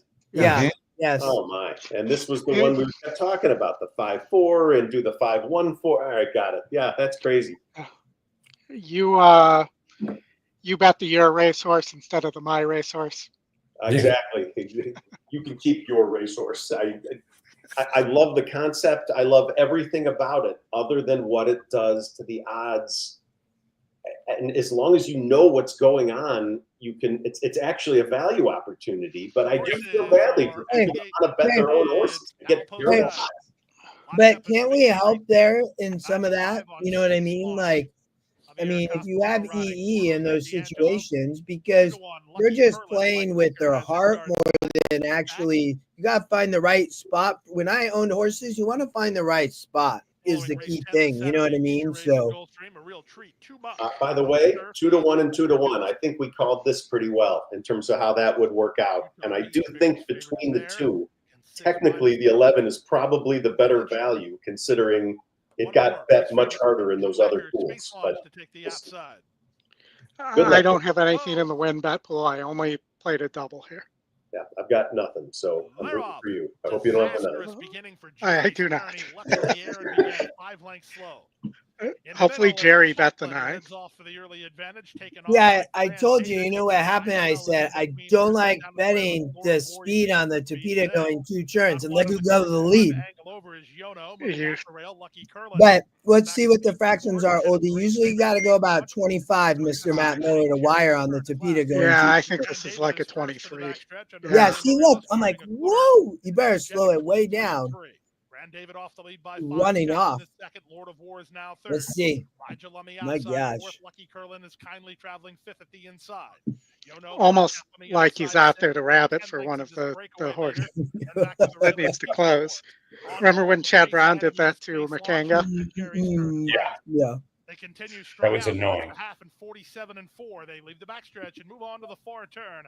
Aggressive tactics from Grand David. He heads 3 furlongs from the money with a 3-length edge, but they start to tighten in. Chaplin is on the move. Lord of War is next. Zayas angles Lucky Curlin to the clear to launch his bid. 2.5 back to Rigel. Stuck in Tractor beam. Come on, baby. Have horse. Keep going. They reach the top of the stretch with Grand You David. see how still fit in this front. horse was. Closer second is Chaplin. Lucky Curlin is next, then Lord of War, and they're on their way home. Egan sitting chilly on Chaplin. Now he Come on, wakes baby, up, big heads game. for a kick and gets one to take the lead. Back to second is Grand David. Down the center, Lucky Curlin. There's a 16th to go, but Chaplin appears to have it won. Come on, hold on for a second. Kind of a good race. Look at that, Only 18-1 in the Chaplin place. wins. There you go. Grand David with a giant try. There you go. Equally Nice. Giant try from Jerry's turn. He blew the start. That horse had a work note, was fit and ready to go, man. Yep. That jockey just went a little too fast. You need EquinEdge and like, don't go so fast, man. Yeah. Slow it down. Take a breather. Oh, well, that was a good entertainment bet. All right. Well, we got a filler race here. We got some time before we got one more race here at Gulfstream, their stakes race, which will be in about 25 minutes. But only if you want to pivot over to Los Alamitos Thoroughbreds, we've got something coming up in 6 minutes we can talk about and see if we can find something here before we get into the final races at Oaklawn, Fairgrounds, and Gulfstream. Gee, All right. if only there was a hunch play in this race. So in my pick 3, I just have the 7 and the 5 here, and I'm getting value, I think, on the 5 right now. Not getting bet at all for Gary and his Mandela. So it's the hunch play Dory Miller. I mean, thankfully, I don't know a Dory, so I'm not feeling that connected to this. I mean, maybe from Finding Nemo. So I don't know. Anytime you see your last name, it's a little off-putting, but I can get past it. Okay. I've yet to see Oldham on any horse name. Yeah, me too. Twilight Empire, interesting. Kyle Freya for Cliff DeLuna. 7-1 off the 92 morning line. I think the closest he got to Oldham was Serrano the other day. Yeah. Yes, you know, if Jobu can't help him hit the curveball. All right. So what do we see? All right. So a third. Look, I'll do your job, guys. The first Scotty pick happens to match the top win percentage. Let me check my calculator here. That's a 63.5% correlation. So we should be looking at the 7 clearly. Justin probably is looking elsewhere. He's going to look down for like a 7% winner that's getting. All right. Who do you like, Justin? No, I wish Oldy's gonna go next, Mr. Matt Miller, because I didn't even look at this race. So Oldy, I wanted to be clear so the angle doesn't get messed up. It's the 7 and the 5 would be the 2 that equals 62%. Fair. But there is a separate angle where it's the Scotty pick and the top win percentage. Yes, that's rough. We'll call it over 30% of the time that wins, but it's actually higher than that. But it could vary on a daily basis based on, you know, that there's variation. So 30 is a safe percent to go with. This horse is showing 35% to win right now. It's also showing 6-5 on the E morning line, and we're getting 5-2 because Matt apparently has put all his money on Dory Miller here. No, I'm still waiting to collect it from Fairgrounds. So let's see if I have it now. Fair enough. No, Dory Miller, I don't know a Dory. I'm going to listen to you guys here. Well, this is the longest stretch in North America, Oldie. So maybe take a look at the race sim. All right. And they're off. And that's why they don't let me call races. Thank God. Woods. And he will. We could watch a what they call a wood-based jump race on the race sim. We've done that before. Do the icons like leap? They do not. all right, you got paid at Fairgrounds now, so you're good to go. So low, Sharp Ride wins the race sim, Miranda second, or Marinda. What's interesting, Oldie, and we talked about this last night in the coaching class, is it's rare when you see the winner have a blue arrow forward at the wire. I don't think Scotty or I would agree with that. We went through like 30 races last night, and this is the first one I've seen. What does that mean, Chris? That means the horse is accelerating. You see the ones with the red? Like you'll see races where every horse will have a red arrow backwards, and the winner will not have a blue arrow forward. And we had Connor on, the spreadsheet guy, the one you opened and closed and opened and closed and opened and closed and looked at it again. And Connor was on, and at like 9 o'clock when we were about done, I was like, "Hey, you want to show the guys your sheet?" And he was like, "Sure." He was at work. I could see all the fluorescent lights up there. I knew he wasn't going to share something nefarious, and there were like 8 of us on there by that time, and he really went through it, and he's refining it and whatnot. And we'll have him on the show one day where he can kind of go through that, because his sheet doubles to pick sixes. It's like the Chris Laramie sheet on steroids. So, but this is a rare one, Oldie, where I don't see a lot of the horses at the wire with a blue arrow forward. And I kind of like that. Does that suggest to you that the horse would prefer longer distance? Is that the idea? No, it just tells me that at the end it's accelerating more, and this is a very long stretch. It's longer than Fairgrounds, which is long by only like 30 feet, but they're going to get close to the gate here. But the 7 is one that I'm going to consider here for a decent win bet and try and beat your namesake, Dory Miller. And Dory is a Grayson, which is a turf breeding. This all comes out of Nick Alexander's outfit and whatnot. So I do kind of like the fact that you're getting Clubhouse Ride here. Proven dirt horse in Southern California. And 2-1 could drift down. It could end up being the favorite as well. And Mike Saletta is agreeing with me. It is rare to see a blue arrows at the finish for the winner of the race. Yeah, I mean, the winner of the next race, which is kind of interesting, is 1%. Sure. In the race sim in 15-1. Yeah, but no blue arrow forward, right? Nope. All right, let's look. Let's see real fast. Nope. We're going in the gate. There's a blue arrow forward. Okay, 7 it is. Let's go. Mirinda. Here we go. Good luck, everybody. We're all counting on me. Front of gate 2 being opened for Roger. Satoshi. Overdone. We got coat favorites here. I'm over under, and he's underdone. Twilight Empire moving in. I was under over, and over was under Satoshi under. has come forward. Dory Miller joins the line. Jason Cota and Sharp Ride loading simultaneously to complete the line. Simultaneously. Ready.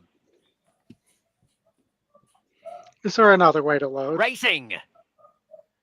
Jason Cota missed the start fractionally. Mirinda fastest away, has the lead clearly from. That was a Professor huge break Pride for the and 5. Twilight The other speed Empire, missed Satoshi. blew the break. Dory Miller, Jason Cota, and Sharp Ride out wide. 5 lengths covers the field. Mirinda has the lead by a half length. Professor's Pride hooking across her heels, moves up on the outside within a half length, and they're followed by Satoshi. Chase and Cota improving in the black colours. Dory Miller splits horses as they go to the half-mile pole. Twilight Empire and Sharp Ride are both hung out on a limb. They're very wide, about 4 off the lead, as Chase and Cota drops back again to trail. 3/8 from home. Mirinda slips away from Professor's Pride, carries a 1.5 length lead toward the top of the lane. Dory Miller running third, 2 lengths in front of Satoshi, followed by Twilight Empire in the red cap, and Sharp Ride still out very wide. At the quarter pole in upper stretch, Mirinda kicks away by 2. Dory Miller is finishing determinedly. Professor's Pride is going a little awkwardly back in third. Sharp Ride beginning to come home fairly well, but 6 from the leader, which is Mirinda at the 16th pole.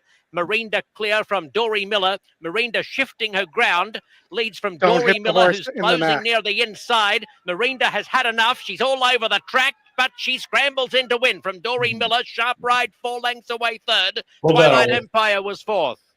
What? Okay.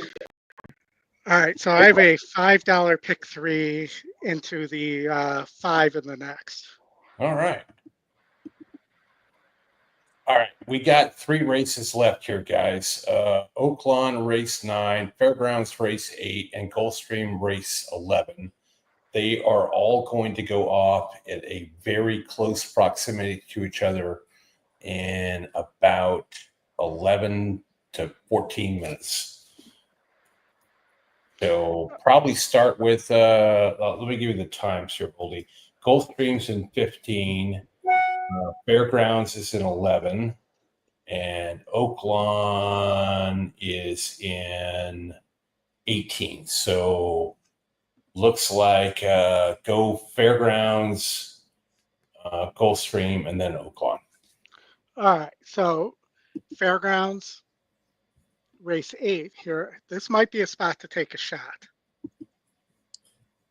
here because, yes, Lone Pace is only is a sub 10% play, but Anger Rising here looks like it might have enough of a pace advantage. And Matt, we all know Chris Block pretty well here, and he's capable of winning these type of races. And this is speed in a turf sprint, which is very dangerous.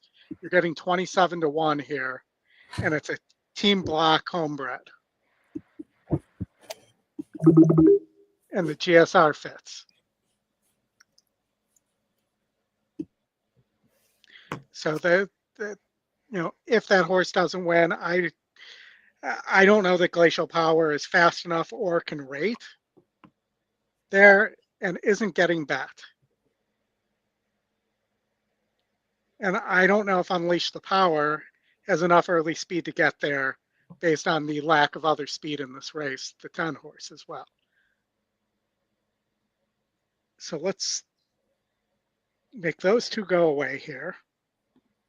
And besides Anger Rising, let's see who wins the race sim now that we made those go away. It looks like it's pretty wide open. Lots of blue arrows, as you see here, at the finish line. But, the GSR is not great on the 4. I don't think this horse is necessarily a sprinter. The 7 Malibu Rain for Keith DeSormo, maybe, but again, doesn't look like a horse that can rate. 9 doesn't look like it can rate. So, all right, let's get rid of all those.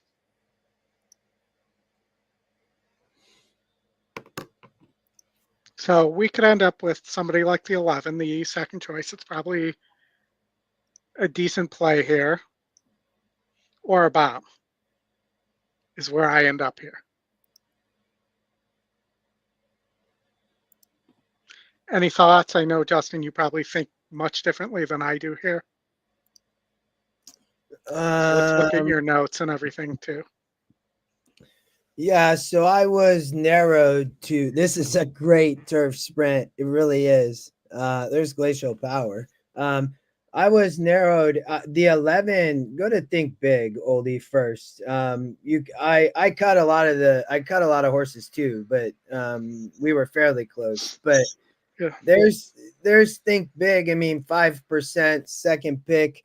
1 maiden special 3 back, has been facing much tougher. So drops into an allowance here coming out of Churchill, and then obviously ran over at Keeneland. But the crazy thing is, drops out of off the dirt and now shows up here on the turf, cuts back, right? Stidham, Ben Curtis, like these two are up to something tricky. I will tell you, this horse is 100% live. So that, Glacial Power, though, Oldie, I mean, has a big morning line angle as well. So, 5-1, been sprinting on the turf, Axel Concepcion rides for Cameo, 45%, so, there's a lot of homebreds and people are owning here. This horse predominantly best performance coming kind of up front, though, right?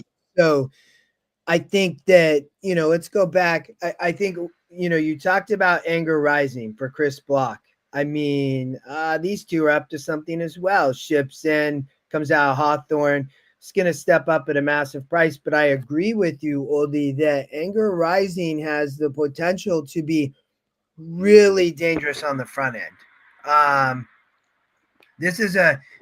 have not a strong opinion. This is and David Harrison talks about turf sprints, but I was narrowed to 1, 7, 8, 9, 10, 11. And I did not love the 10. And let's talk about the 7 too. So, and then I'll probably will come up with somebody I actually would prefer. You have Jose on the 10 for Al Stahl.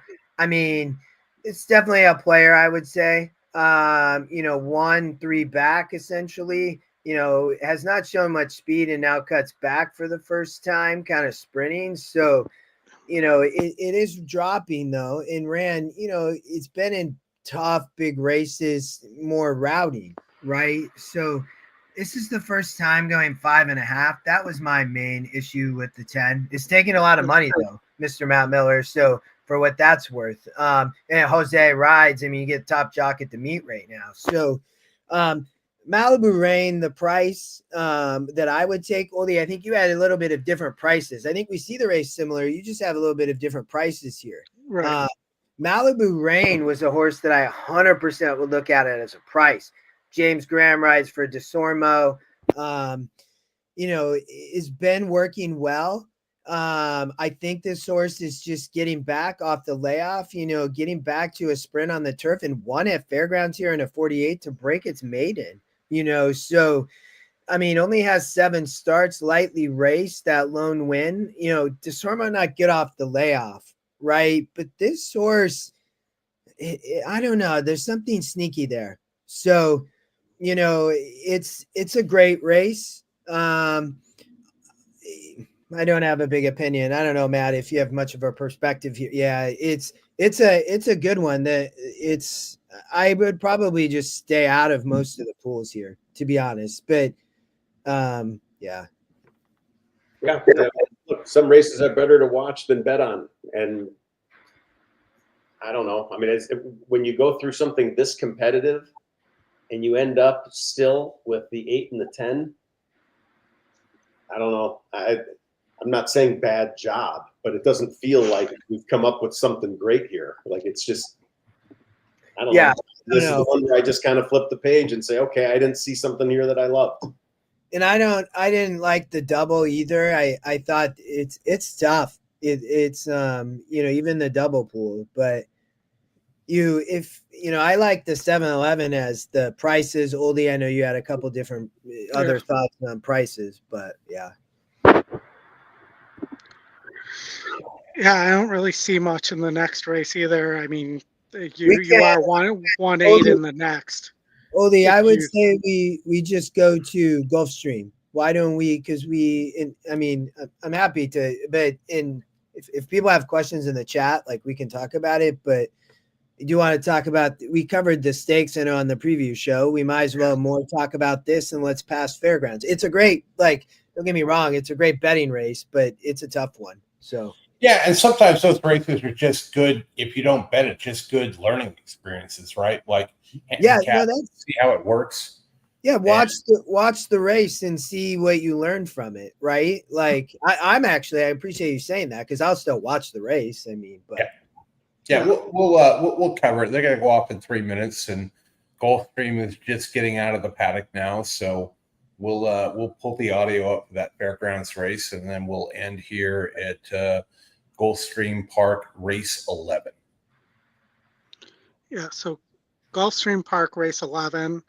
The race sim loves the E picks here, and Justin, my top pick here, and I think it was yours too. The 9 horse scratched out of this race from the previous show. So, yeah, I'm looking at my notes. I think you're right. But then the Gray Wizard, because we covered this race on the preview show. Right. Yeah, I'm trying to remember. I have the 3 and 8 now, but keep going. Looks like Utah Beach taking all the money, but yeah. Yeah, Utah Beach taking all the money for Correas here with Gaff aboard. This horse has run at 12 furlongs in a grade 3. It's first time going 16 furlongs. You have the 7 for Pletcher, just missed against Easier, going 12, has gone 16 before in the Belmont Gold Cup against similar. So that this horse does have some experience at the 16 and 16.5 distances, and does have an EE morning line angle there at 9-5 on the EE morning line. And then the long shots shows up really well in the race sim as well. That was my top. I'm just not to stop you, but I had the 3-8 after with the 9 actually was not my top pick. I remember Okay. I landed on the 3 with Joe Bravo, but I love the exacta here. I'm playing the exacta 3-8. So I guess we'll try to start the show with an exacta and we'll try to end with one because Nice. Love it. yeah, I think Joe has a legit shot here with really good and Mike Maker. You're getting 7-1. Right there, Oldy on the race sim. Has the win 4 back in a 68 at Aqueduct going 9.5. And now the GSR goes back up.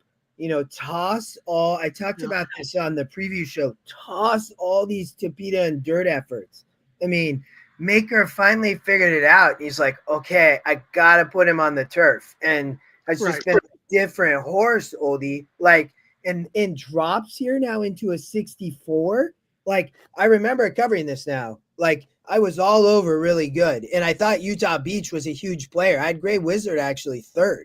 So, but I could look at Gray Wizard, but it doesn't matter. Yeah, I love really good. I had Joe Bravo on top, and then I had Utah Beach 2nd. But I didn't see that Gray Wizard had scratch, so I appreciate you saying that.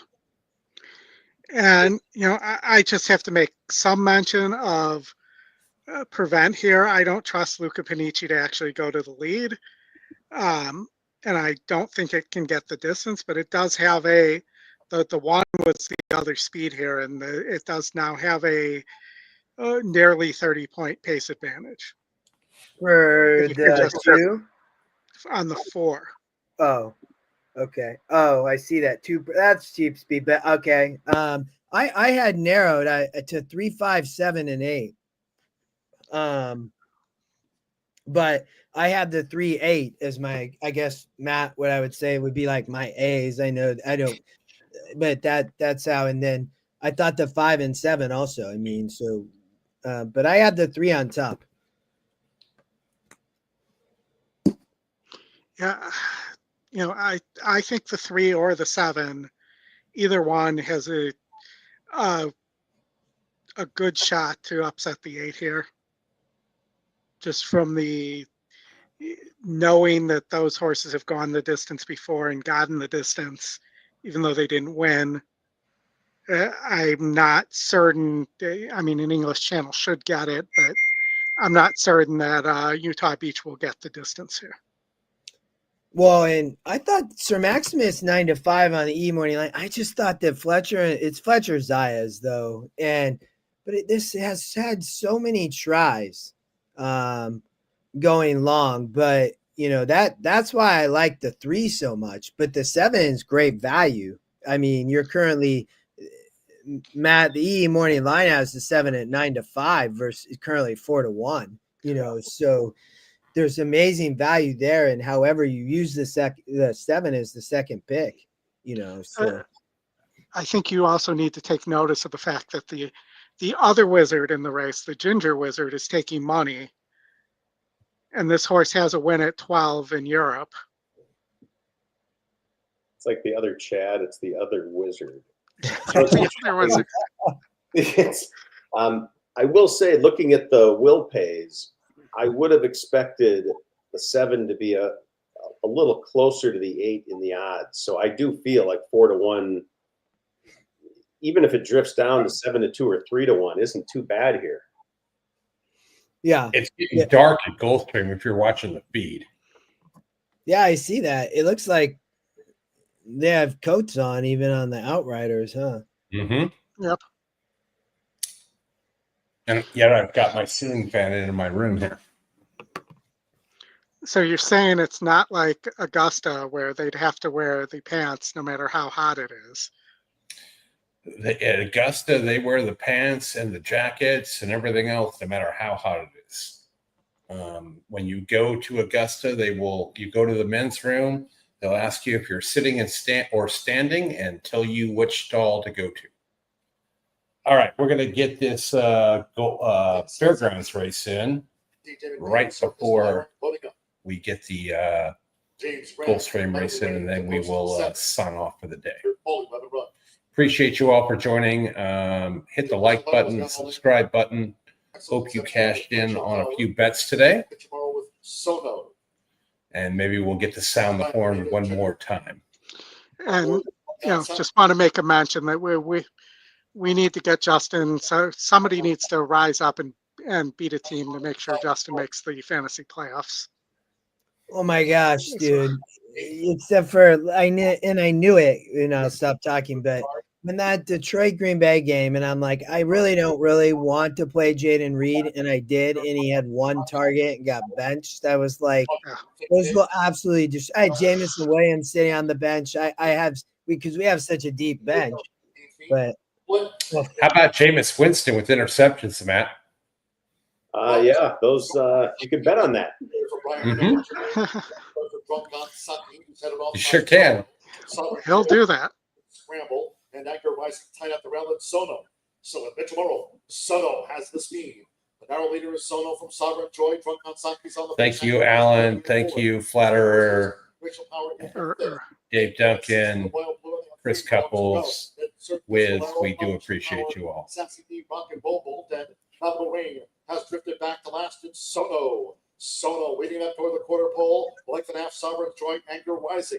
On the outside, Think Big is coming with a circle. Think Big that's is 11. outside, inside Glacial Power and Sir Pistolero with the rail. That's the best, man. That was loaded. Tight quarters. Sassy D, Malibu Rain is last. There's one for long to Bring on go. the 5. How about the 5? It's Think Big, Anger Rising, Sono. The 11, I think, get up, but Here on the stand side. No, the 11. The final 16. Yeah. Think Big. Oldy, we should have played it, I guess. That's where we both Yeah. got on top. Think Big bounce on, Think We were right on that one. Second photo. Well, but that's good. It's always good to be right, even if you don't have a huge confidence. You know what I mean? Scotty Pick there is your winner. Yeah, that we talked about. That was Oldy and I both. But that's okay. Like, to be honest, like you might as well. It's be a good happy. learning experience. Those things are not bad, even if you don't bet them. Right? They kind of help you get there, and they kind of help. There's one of the greats out there, one of the betting greats, I don't know who said it, said if you aren't passing on winners, you are betting too many races. Hey, that's true, man. Yeah. That's knowledge. That's in the book. Yeah, but I give credit where it's due. I didn't come up with that one. No, you did cite it. It's in there. I've got it like highlighted in pink. Well, But it makes you feel a lot better when you feel so terrible watching something that you thought happened. Well, would you rather be seeing the ball clearly or not? Whether you got your bet in, I'd rather know I'm seeing the ball well. Yeah, 100%. Well, I'm right. seeing a lot of money going in on the other wizard. That 11 took so much money at Fairgrounds. Ended up going off at 5-2. Last race. The 8 ended up being the favorite. That kind of made sense with that morning line. Chris, we're going to be ringing that goal horn at Oaklawn. The Ginger Wizard. That's the right angle, Chris, Yeah, for sure. You can't make 182 bets in a day and expect to be successful. You could make a Hadabroach or a pterodactyl, though. You could. And Willie, when do we get that Jameis Matt interception at? Like minus 120? Yeah, that was the best. That was the best. Oh my God. Hey, so they're going 4 turns here, right? 4? Yeah, this horse is going to go 23. No, they're going 4 turns though. I'm almost positive. Yeah, but I'm almost positive this horse is running at a ridiculous pace. No, that's great. That's what I hope. I'm rooting for the 3, and Utah Beach could finish second. He's going to be a full turn ahead of everybody. This is like that skating event in the Olympics where the guy in first caught up to them from behind and they got all confused. Mm-hmm. Watch. So they're going to go past the wire, and they're got to go again. Could you imagine being a jockey having to ride that far? Well, imagine Juan Machado having to remember where the finish line isn't the first time. Rating his own trip second is 6- from the That's a favorite. good strategy, Chris, for Latched sure. onto him third. Lord Flincher watches the action in fourth. Followed outside by really The number good of people at the between racetrack that are Eldest Son. thinking, "Oh my God, They this swing horse around is the going to far win for turn sure." For the first time, Uh-huh. the event is still well Why going. would you The be back numbers running remain a California Frolic and the 48 half? Ginger Wizard, and the leader is Prevent. I don't, he Utah don't, Prevent is he, still the a horse about just ran 15 off. lengths. It's gonna Over happen, man. second running 6 minus. Utah Beach on the outside. Lord Flincher Someone's toward sitting the there rail. thinking, He's "Oh my already God, asking we're going to be for rich. We're 45 to 1. Yeah, yeah. 100 lengths. We're going to win for sure." Wait, Wait, Watch what do him, you think the watch horse could him be? stand up and start cheering. Now they have completed What do you one think this lap, horse and they could be have 1 within mile to wagering go. betting? And the leader is Luca Panici in 0. Prevent. He's gone awfully quick in his Oh, there first could be You know an what? accident. A lot of There could the be an Beachy accident horses behind do him, but that. otherwise Still on 0. hold with 6 minus in the second Yeah, spot. it's the Over down at markers are getting 142. shorter. Utah Beach is on the outside. Ray Lou Gutierrez and Lord Flincher. They're following the move of 6 minus and deciding whether they want to angle off the inside to follow Utah Beach. Ray Lou stays put for I now. hope he Then wins. back to Eldest Son out wide on the course for really good. Lord Eddard Stark is toward You know the what rail, they then say, back the to prevent outside defense California prevents you from Frolic, winning. and still at the back is the Ginger Wizard. They complete a mile and a quarter in 2:07 and 1, and Prevent is still there. We're going to be going off at Lead is only Oaklawn. 2, and I they start put to a close fair ground. amount on Happy 6 as a minus is choice. off the inside to go get him from second. Utah Beach, he's still watching the move of 6 minus. Meanwhile, Lord Flincher, he's been committed to follow 6 minus throughout, and he still is. He's on his back well down toward the rail in fourth. Outside, really good. Inside, Lord Eddard Stark from between Eldest Son, then back to California Frolic and the Ginger Wizard as they round the far turn. They have yet to get to Prevent. He's still in front. Now in a more earnest position in second is 6 minus. Lord Flincher with an inside opportunity as Utah Beach gets started on the outside. Lord Eddard Stark is next with Eldest Son, and they're out No, the my top of the 3-man stretch. run. They move to the top of the stretch now, and Utah Beach has come away Hey, with the much lead. Off cover best. now. Here Here's the come run the from 7. Lord Flincher from between horses. 6 minus is running still. Here comes Down the at Gray inside, Wizard. the Ginger Wizard. They come Or past Ginger, the one of the 16th pole. wizards. Lord Eddard No, Stark. that's the He's 6, surging in dude. Lord Utah Edward Beach. Stark. Did he get there? Lord Oh, Eddard Stark, bombs he away, got man. there. Matt, Scored Matt, one for the home team and a big number. that horse Lord was Eddard 60 60 to to 1. 1. Utah Beach to Woody Allen Perkins in 3. It's because that 3. horse ran off until he like changed the dynamic of the race, man. All right, guys. All right. Matt, thanks for Bob Wood's joining going to today. win this race. By I the way. got one last one at Oaklawn. They're in the stretch, and I'm about to fucking explode. Oh, But that horse is gonna get up. Come on, be game, man. Get up. Ah, you got it, man. Got it. Boom. boom! Big one. Good to know. There you go. Woo! Woo! Guys, we could make a living doing this, I think. Honest to God. What a day. Yeah. Thanks for joining, Matt. We do appreciate it. I I had a hope everybody blast. got Thanks for having me. This some was good great. info and cash some winners. Preview show, Justin. You guys did great again as usual. Oldie had some nice ones as well. Good conversation with everybody in the chat. We'll be back on next Saturday. And hope everybody has a good night and a great weekend. We got college football tonight, and hit me up on Twitter if you want any table tennis advice around 11 o'clock. Have a good one. Fun time. Thanks, everybody. Thank you. Wow.